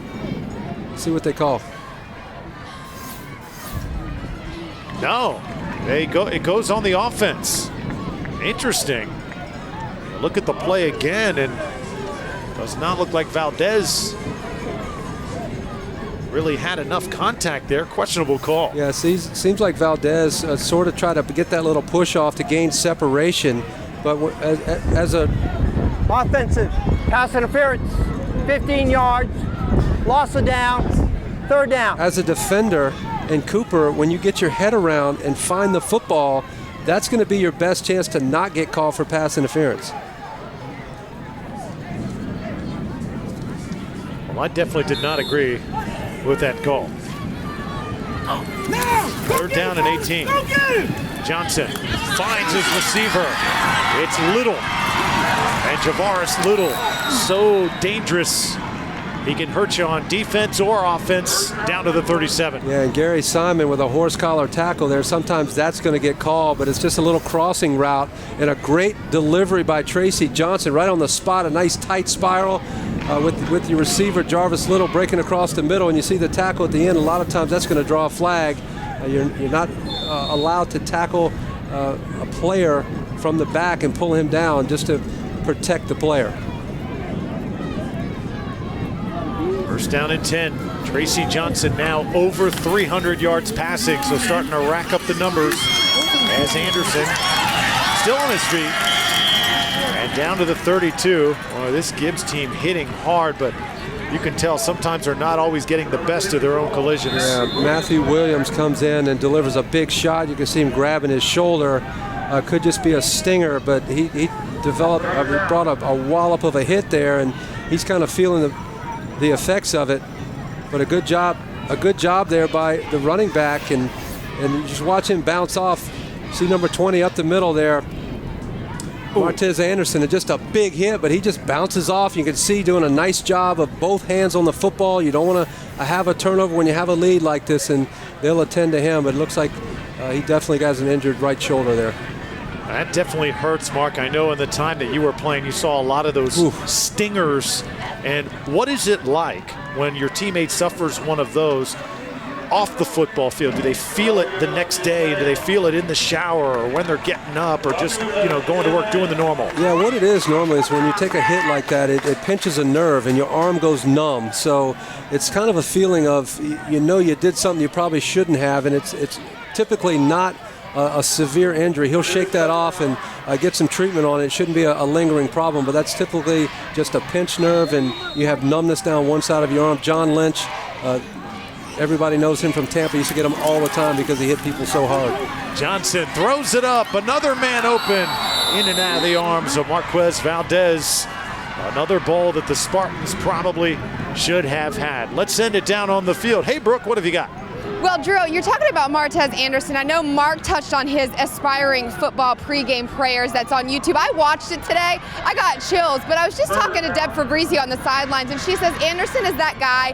He is first on the field, last to leave practice, such an inspiration to the team and around the school campus. You love hearing great things about seniors that are on the football field, doing great things all over the place. Well, he's doing great things, and Gary Simon doing great things on the field. Simon with another interception up to the 25. More laundry comes out, but this Gary Simon just takes the football out of the air, unlike any player we've seen this year. Yeah, what an athlete. And we talked about his vertical jump and how he can get up in the air, and he times it perfectly. He can make up for a lot of ills. If his coverage is not as tight as normal, he can get up and make plays. He does a good job of waiting for the ball and at the last minute jumping up, catching it at his highest point where he's taught. And just look at his ability. Once he gets the ball in his hands, he's a very gifted runner. He just finds little openings, takes a big hit after that interception. But that's exactly what Gibbs needed to kind of get things going in the right direction. Walking back. Return team. 10 yards from the spot of the foul. First down, Gibbs. Kind of been the story of the night with these penalties. You get a little momentum here with the big interception, then you lose the 15 yards. You can see Gary Simon on the sideline exhausted from his play tonight. Well, Simon in the Rivals 100, top players in the country, rated number 90th right now. That's the state of Florida, not the United States. But that 42-inch vertical leap, his coach Antonio Knox says he is a top 5 NFL draft pick down the line. He's got that sort of talent. Of course, you can't predict what happens down the line, but he says he is that much of a game changer. Yeah, that's some lofty praise, and there's a lot of development will have to take place for that to occur, but he's certainly a talented player, and you can see why all that praise is being heaped on him, because he's really a special athlete. You watch him, though, right now getting a breather. Sometimes you wonder why he's not on the field more offensively. Coach says simply puts out so much, exerts it defensively, and trying to cover these athletic Lakewood receivers that he just needs a break. Simple as that. He really does, and he accepts the challenge of having to go against the better defenders every week, and he's up for that challenge and trying to regroup on the sideline and get himself rehydrated. Devontae Williams now throwing. This one's going to be picked off. So Lakewood responding. That's Shaquille Griffin. Griffin stays on his feet. And he's wrestled to the ground by Leonard Hills. So interceptions by Simon for Gibbs. Now Griffin for Lakewood. And the Spartans able to trade punches here in the third quarter.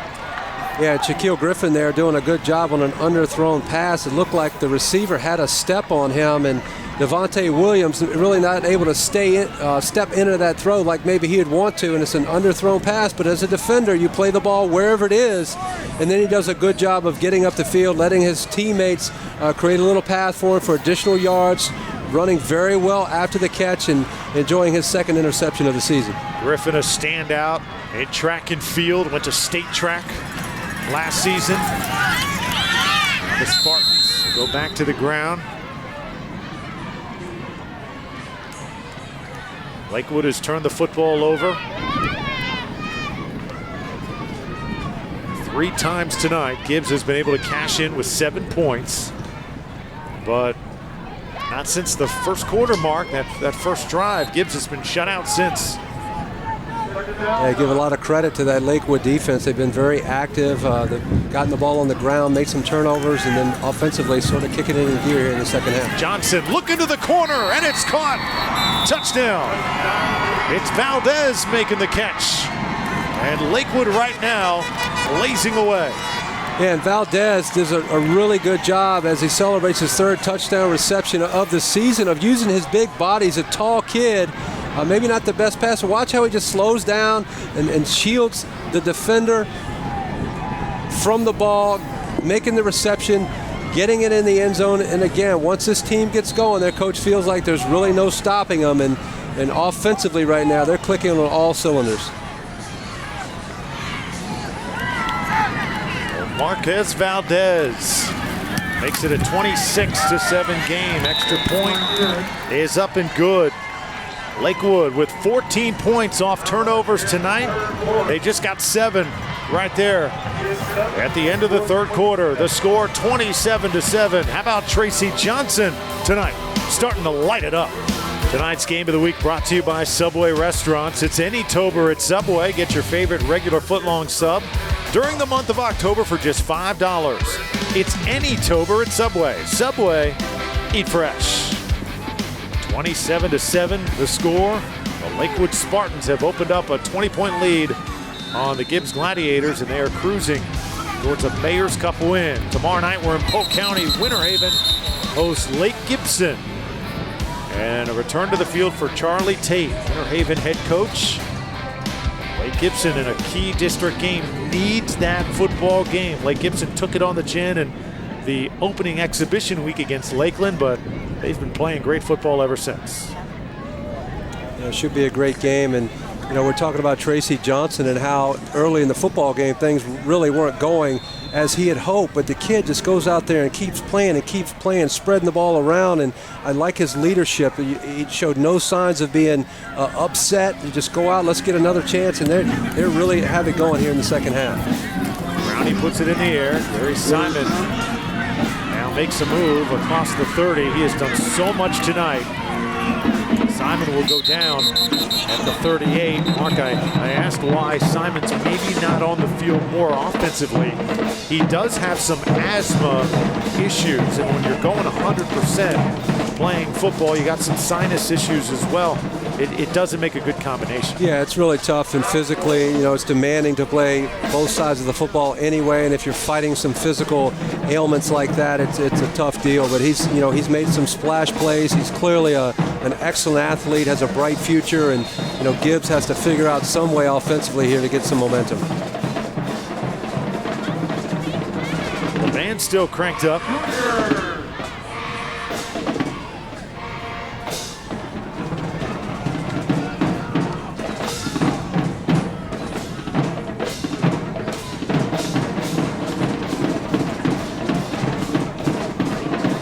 First down. 39-yard line, the line of scrimmage. Snap went awry there as the ball was blown dead.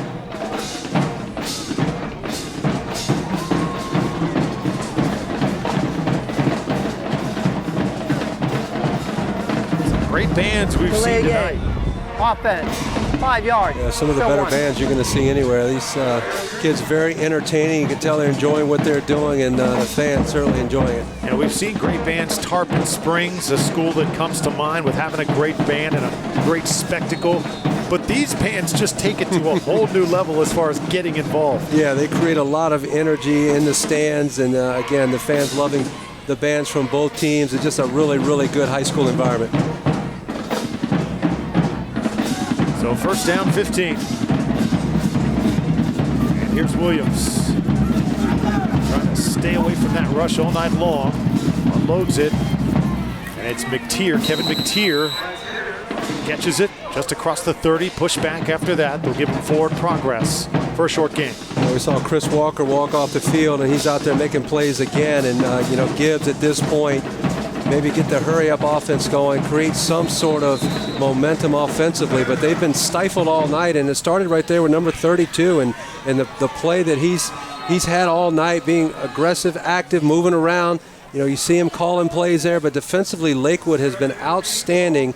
They've turned away several scoring opportunities, and a big reason why Gibbs only has 7 points on the scoreboard. And Mark, that was a loss because Williams went so far back After the completion to McTeer, he ends up not being able to get any and losing 4.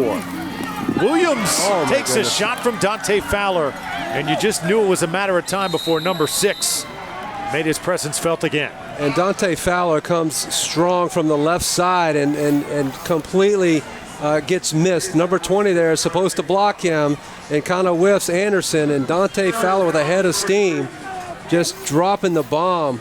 And this guy is a special player, and I'm so happy for the kid that he's gone through what he has. He's gotten his grades up. The second sack of the season, had 20 last year. And, you know, I think he's probably got a whole different mentality about football, about his life maybe. Got his grades in order, got his priorities in order, what the coach talked about. He's a dynamic playmaker. See where he lines up here. On the left side, coming again. They shade 2 over to help out, and this is intercepted. Shaquille Griffin again. Down at the 36. It's getting ugly here at Gibbs as the Gladiators offense starting to fall apart. Yeah, Shaquille Griffin doing a really nice job with his 3rd interception of the season. It's an underthrown pass. This is really too easy. Devontae Williams with another underthrown pass. There is a stiff breeze in his face. Perhaps had something to do with it, but just well covered. Finds the ball in the air, stops, slows down, makes the interception, and returns it for some good yardage. And again, Lakewood making it happen both offensively and defensively. Seemed to turn the tide going into the halftime when they got that first touchdown, got things in gear, and they've not looked back since. 8 of 21 passing for Devontae Williams. Fake pitch it this time. Lakewood with some trickery. And they'll throw for the end zone. Adams, they overshoot him as he was running towards the scoreboard. Mark, when you look at Gibbs, tell you what, I don't think they've been the same since Adrian Johnson went down with that torn ACL. I think that took a lot of the wind out of the Gladiator sails. It really does. When you've had injuries already and you lose another player, you start thinking about, man, what is going on here? And you can only lose so many good quality players and be able to continually replace them and compete each week. And, you know, unfortunately for Gibbs, they've been decimated really by these injuries. And you're right, situations like that happen. Sometimes it can deflate you as a football team. But take nothing away from Lakewood because they've come in here ready to play, and they played a good football game. Spartans still going for it. Throwing the football up 20 here with 9 minutes to go. And another flag comes down. Nose to nose now are some players down on the field. Clearly Gibbs not happy, trailing by 20 in their house in a game where they came out expecting to win. Yeah, the frustration is starting to mount there. You get some extracurricular activity after the whistle. That's something that's not going to please the head coach. He talks about being disciplined and doing things the right way. Doesn't matter where you're at in the football game. You still have to do things the right way. And swinging and punching and pulling around is not the way to do it. Coach Moore finally able to get this program to the level where not many guys go both ways. He says it's a monumental thing. You learn from experience, Mark. Dead ball. Unsportsmanlike conduct. Penalties offset. 4th down. So referees getting that under control, but through the playoff runs that Lakewood has had over the past few years with Coach Moore, he said, Drew, there's no way we can advance and play the bigger and better teams in the state playing guys on both sides of the ball, 7, 8, 9 guys. Simply impossible. Yeah, you can do it for a while, but it's going to wear your players out, and we have seen it in games where it takes a toll in the 3rd and 4th quarter, and it really shows up when you get into the playoffs with these deeper teams. You can't do it. You've got to have a balance there where you have guys going one way, and they're now able to do that. Johnson gets away from pressure.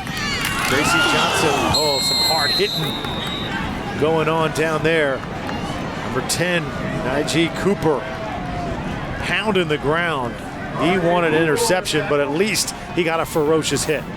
Yeah, he did. He dropped the hammer here. Tracy Johnson doing a good job of getting outside the pocket, delivering the ball. And, you know, these kids are still fighting hard. They're down by 20 points, but they're still out there mixing it up. And, you know, sometimes when you're in the middle of that scrum, delivering hits and taking hits, it's a brutal game, and you see him trying to shake off that hit.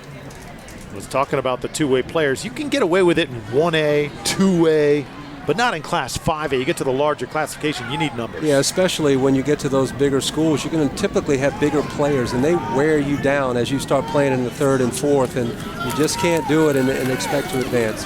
Johnson unloads, looking to the corner. Lakewood still throwing it at will. Dontario Fowler. I'm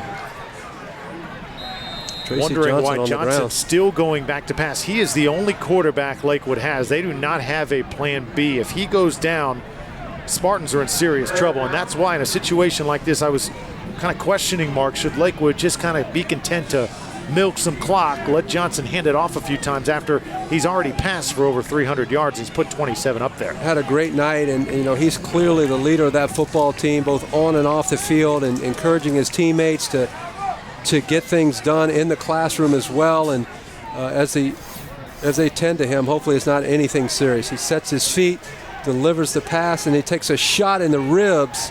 And hopefully it's just a situation where maybe he got the wind knocked out, but those ribs are very delicate area.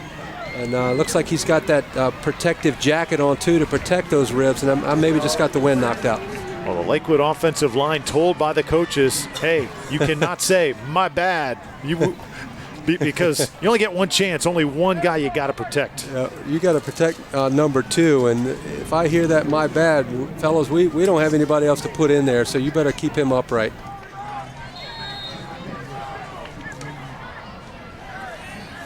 So first down and 10 for Gibbs. Gladiators hand it off. Inside run. Kari Gibbons on the carry. Picks up about 5 up to the 40. And a look at our scoreboard from around the viewing area. The top 20. Armwood putting it on Sickles. Armwood just does not let up on anybody. There's something else. Hillsborough over Jefferson. Terriers getting a big win in the fourth quarter. Plant City leading Durant. And right now, Gary Simon is checked in at quarterback here for Gibbs. He's done so much on special teams and on defense tonight, but right now the Gladiators need him under center. Simon, this is why. Wow, that kid is something else. As he gets it up to the 48. He's got great vision, and he's very shifty. When he gets an opportunity to set up a defender, watch him plant this foot and just cut up the field. I mean, and look at the vision. He's looking all over the football field, looking for the openings, and you really have to get your hands around him and hope to get some help to get him on the ground. He's a special football player. There's his numbers receiving as Lakewood takes a timeout. This Bright House Sports Network Mayor's Cup, a special night it has been. Not a special night for Antonio Knox. His team giving up more than I believe they have all season, the 27 points. But Coach Knox has the right idea. I tell you what, he was powerful, Mark, earlier on in the week when he was talking about how he used to be an assistant coach at Tuskegee. He used to go to high schools, of course, recruiting players, and he would look at kids' grade sheets, and he would just say, man, this is a complete mess with kid after kid, kids that had great talent. So he asked himself, how can I make the most difference? And the answer was simple. Go to the high school level where you can send guys to the next level, get them to get their grades right instead of trying to go out and recruit some damage that was already done. And he was thrilled to be able to come back here, and he knows that that's where he's going to make the biggest impact. And I'll tell you right now, what he's looking at his team right now, you're down 27-7. He doesn't want to see the team quit and not keep fighting hard. They still have games to play. You never know what's going to happen during the course of the season. So he wants to see this team fight for the last 8 minutes and 30 seconds of this football game. Simon picks up 4, stopped by Chris Walker, again 32. A big game tonight. I'll tell you what he does is if you're creating a blueprint here, then you know the next man up kind of does apply because you have a system and you expect things to be done a certain way, and no matter who's there when injuries happen, you expect the next guy to get in there and do things the same way. Alignment, assignment, discipline, all the different things that he's preaching. So it may take a while for him to get it together, but you know, I certainly think he's capable of making it happen. 2nd and 7. Simon pitches. Some nice moves made by Zachary Gibbons, trying to find his way. Only got back to the line of scrimmage, no gain. Yeah, he did a nice job there of creating an outside running lane there, and then got his feet tangled up with his offensive lineman and goes down on the play. Well, Simon, a defensive back, he is projected at the next level.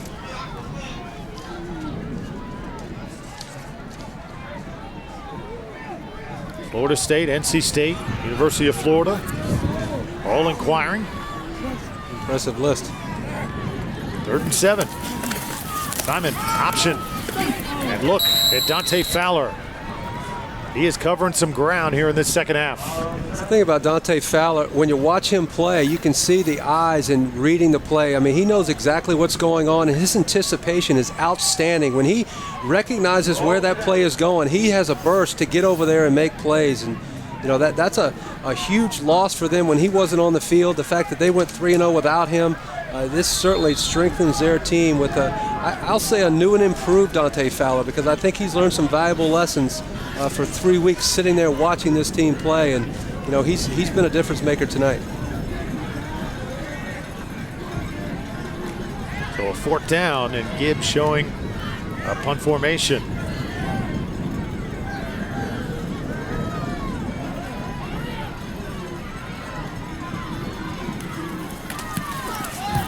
High kick. Simon did all he could with it, and it'll be Lakewood ball inside the 40-yard line. They will mark it at the 39. Now look at some of the toughest districts. This 5A District 8, one of them. Jesuit, Robinson, Lakewood at the bottom of your screen with Gibbs in there. 6A8 is called the District of Death because Armwood is with Hillsborough, Sickles. Jefferson is in there. King High School is in there. Can anybody stop Armwood? Wow. We'll find out with Plant later on in the year, October 28th. Mark your calendar. Let's circle that one. 27-7. Here with just over 6 minutes to go in the Bright House Sports Network Mayor's Cup. The Subway Restaurants game of the week is the Mayor's Cup. Brought to you by Bright House Sports Network. 27-7. Lakewood's opened it up on Gibbs. Tracy Johnson. Hands off to Letarian Latimer, and I think you're going to see a lot of this now the rest of the way with time winding down.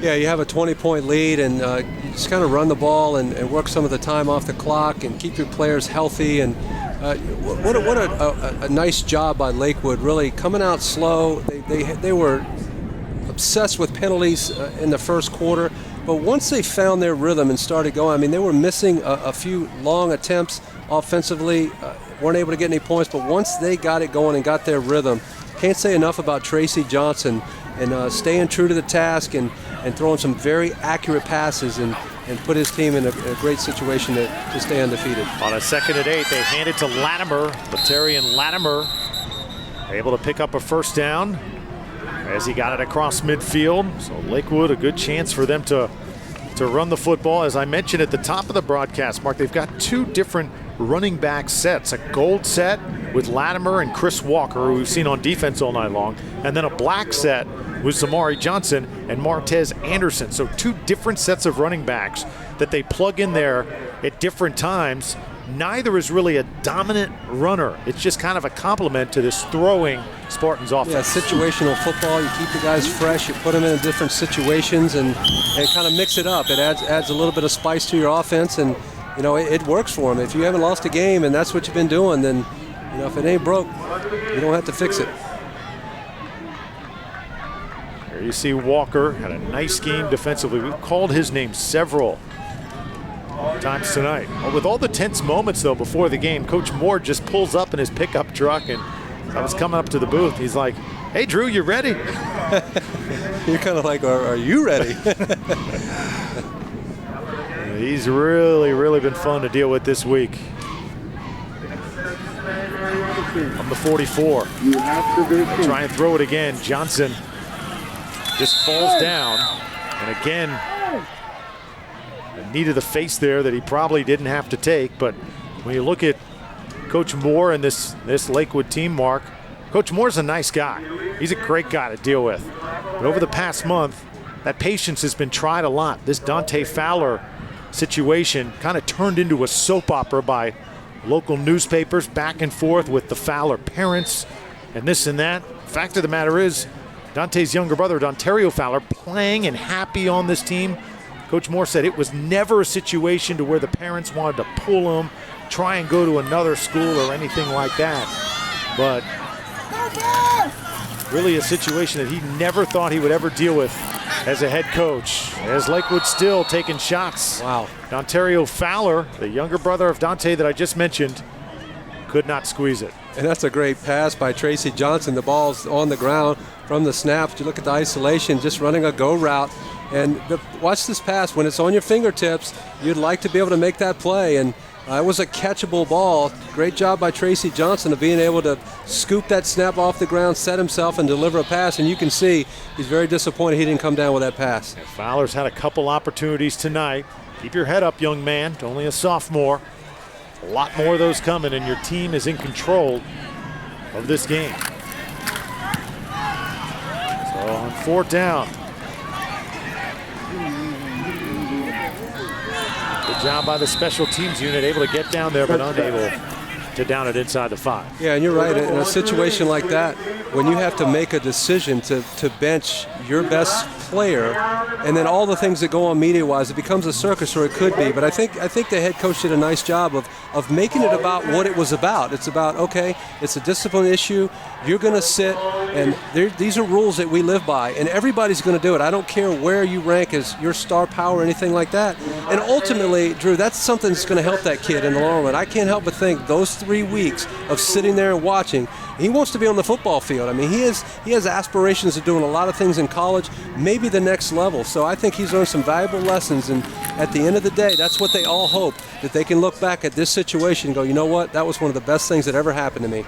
Yeah, Dante, we ran into him on campus earlier this week, and he was embarrassed. He was looking at the ground and basically just pleading with his coach. Coach, I promise you I'm going to do everything right this entire week, and I will be there on Friday night. You could tell so eager to get on the field and put everything that happened behind him. And it's good that something like this happens now, Mark, because when you get to college, you cross somebody the wrong way, it doesn't always work the same as it does in high school. And he's a good kid. He comes from a good family, and I applaud his parents for not doing anything crazy, like we're going to pull him out of here, we're going to transfer, I'm going to blame the coach or whatever. You know what, if something goes on, it's about accountability. You have to be accountable for your actions. A nice gesture there with his coach. And again, I think he's a good kid. I think he's learned his lessons. He's certainly getting it done in the classroom and getting his grades together, and it's all a big total package of things that you have to be as an athlete to get to the next level. When that opportunity's there, you want to be prepared to take it. 3rd down and 5. Simons hands it off. And on the pitch, it was Zachary Gibbons. He's short of a 1st down. Gibbs on 3rd down tonight. They've struggled. 0 of 11. Right there, make it 0 of 12 on 3rd down conversions. Tough luck moving the football as we get another look at Fowler.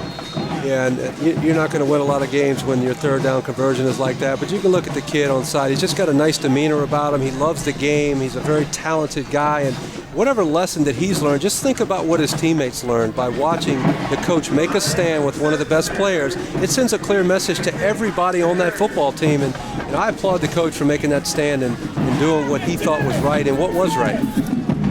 4th down and 1. Gibbs content just to kick it away here as we wind down the final minute and a half. Another player is down. It's been a very shaky game, a lot of stoppages in play, a lot of penalties. We've had turnovers as well and freak injuries, unfortunately. You hate to see it happen on the high school level or any level, but Adrian Johnson, the Gibbs star running back, out tonight. Right now on the turf for Lakewood is Justin Pierre, number 66. And for Coach Antonio Knox, this is just a tough night. We look at Gibbs' schedule. They've got Lakewood tonight, then you got to come back next week, Mark. The Robinson Knights are coming from South Tampa. And getting easier. That game is going to be right here at Gibbs. Then Middleton, they welcome in here. Middleton also, not just a chip off the old block. They are better than their record. And you got to head to Jesuit and face the Tigers. Battle Blake, and then the Largo Packers. So not easy sledding the rest of the way. That's why Coach Knox has a tough task. Keep spirits up and keep kids working hard. As Mayor Bill Foster, he joined us in the booth in the second quarter. He's got that big Mayor's Cup in his arms, and he's ready to present that puppy after the game. Yeah, it's really nice to see the mayor up here and spend some time with him, and his commitment to this area and the growth of it, and doing things the right way and establishing this cup. And this is something, it's the inaugural cup, and you'll look back 10 years from now and reflect back on this game and what that eventually will probably mean. Justin Pierre helped to the sidelines. At this point, you just want to get out of here in one piece. Favoring his ankle. Dante Fowler, not a dominant performance tonight, but definitely made his presence felt on several occasions. And I'll tell you what, that trophy is going to go into the Lakewood trophy cabinet, and Corey Moore is going to make sure it has a very, very nice resting place.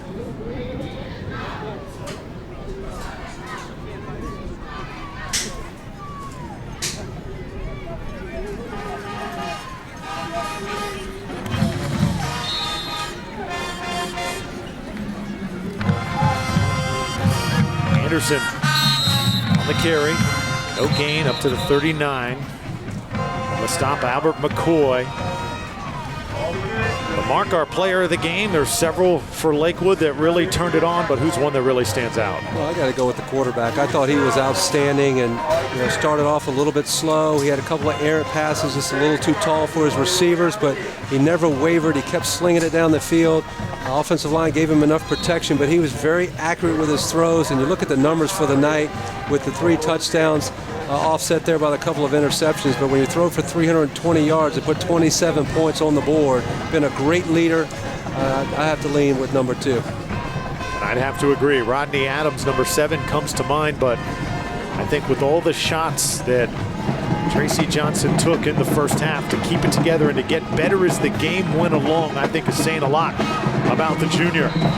As Anderson once again breaks it free. Tracy Johnson had 5 completions of over 25 yards, so he was able to pick them up in big chunks. He doesn't look like he's that big, but on the stat sheet here, 6'2", 180 pounds. This kid's got a good frame to grow into. He's got a strong enough arm. I think the sky's the limit for him. He's very talented, and you can't teach the leadership skills that he's shown by picking his teammates up and not getting flustered with snaps on the ground and pointing fingers and all that. Just staying true to that leadership role at the quarterback position and throwing the ball all over the yard, and very, very consistent as the game wore on with accurate throws and putting points on the board.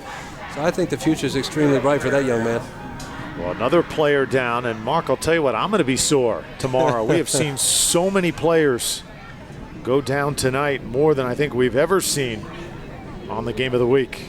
Well, I'll tell you, to your point earlier about guys playing both ways, that's typically when you'll see a lot of injuries as they're getting worn down later in games. And so it's nice to see some of these rosters being full enough to where you have guys playing on offense or defense and not having to do double duty.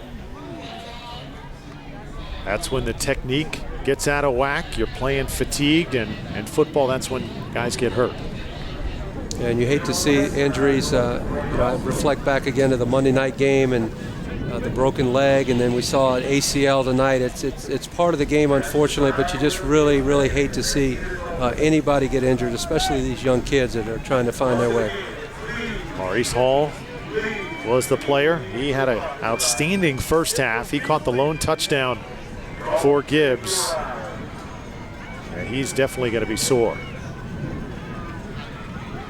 Kind of a regroup for Antonio Knox and kind of evaluate what happened tonight, and got off to the good start with getting the initial turnover, initial touchdown, go out to that 7-0 lead, and from that point forward, Lakewood defensively really shut them down. So they're going to have to find a way to create some balance offensively there. If they're going to get themselves in position to compete with some of these other teams that we were just talking about, they're going to have to find that balance offensively. Final seconds from Gibbs High School. The Lakewood Spartans are your Bright House Sports Network Mayor's Cup champs, as a final shot on the quarterback. Not the way you want to end the game, but the players separated and both teams content to call it a night.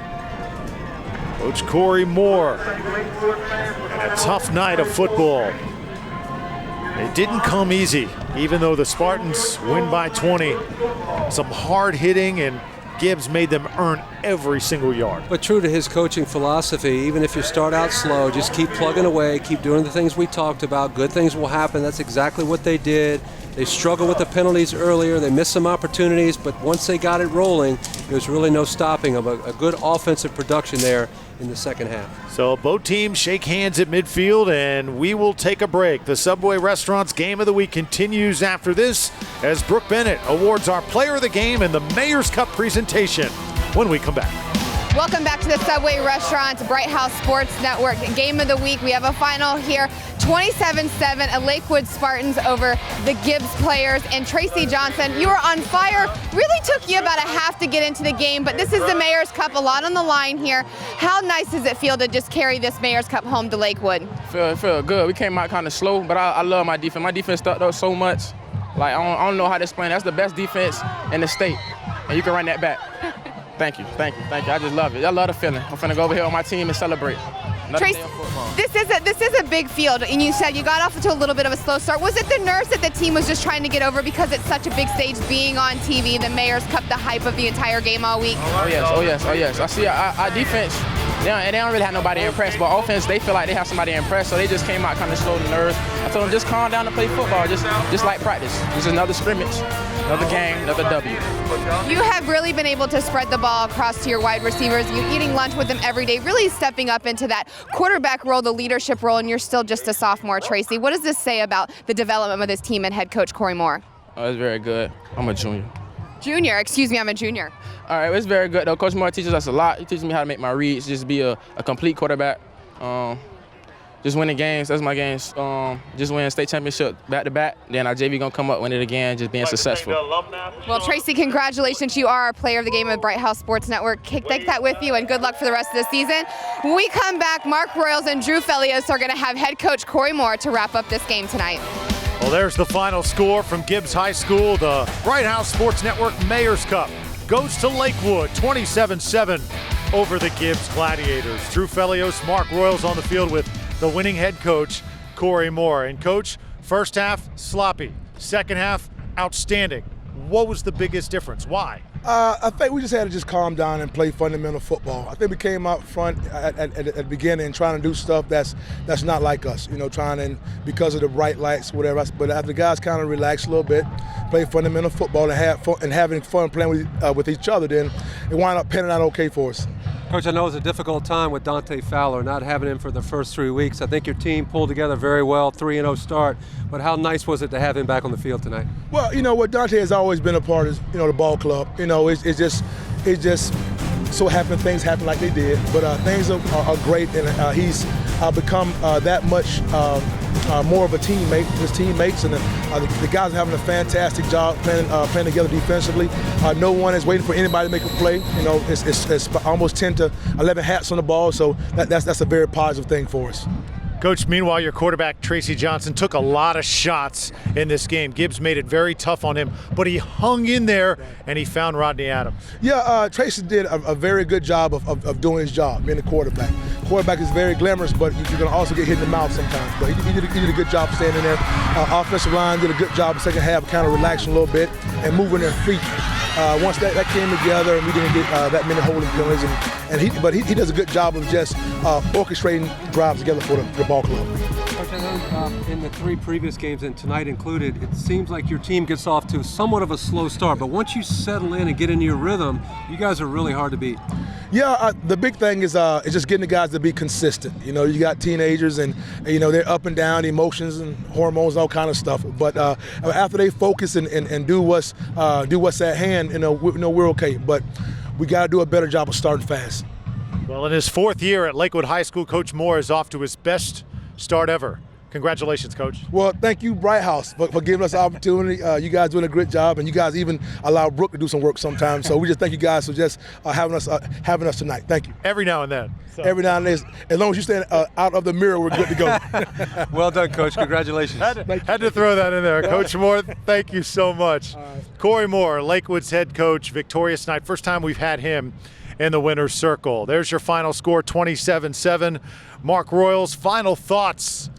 Hear from Gibbs. Well, it's very impressive. The sloppy first half, we talked about penalties and things like that, but they really stayed true to what they're all about. And once they got into a rhythm, they really kind of got on their game and were able to close this out. I was very impressed with Tracy Johnson and his leadership skills. He's a very accurate quarterback, and I think he just kept plugging along, showed tremendous leadership.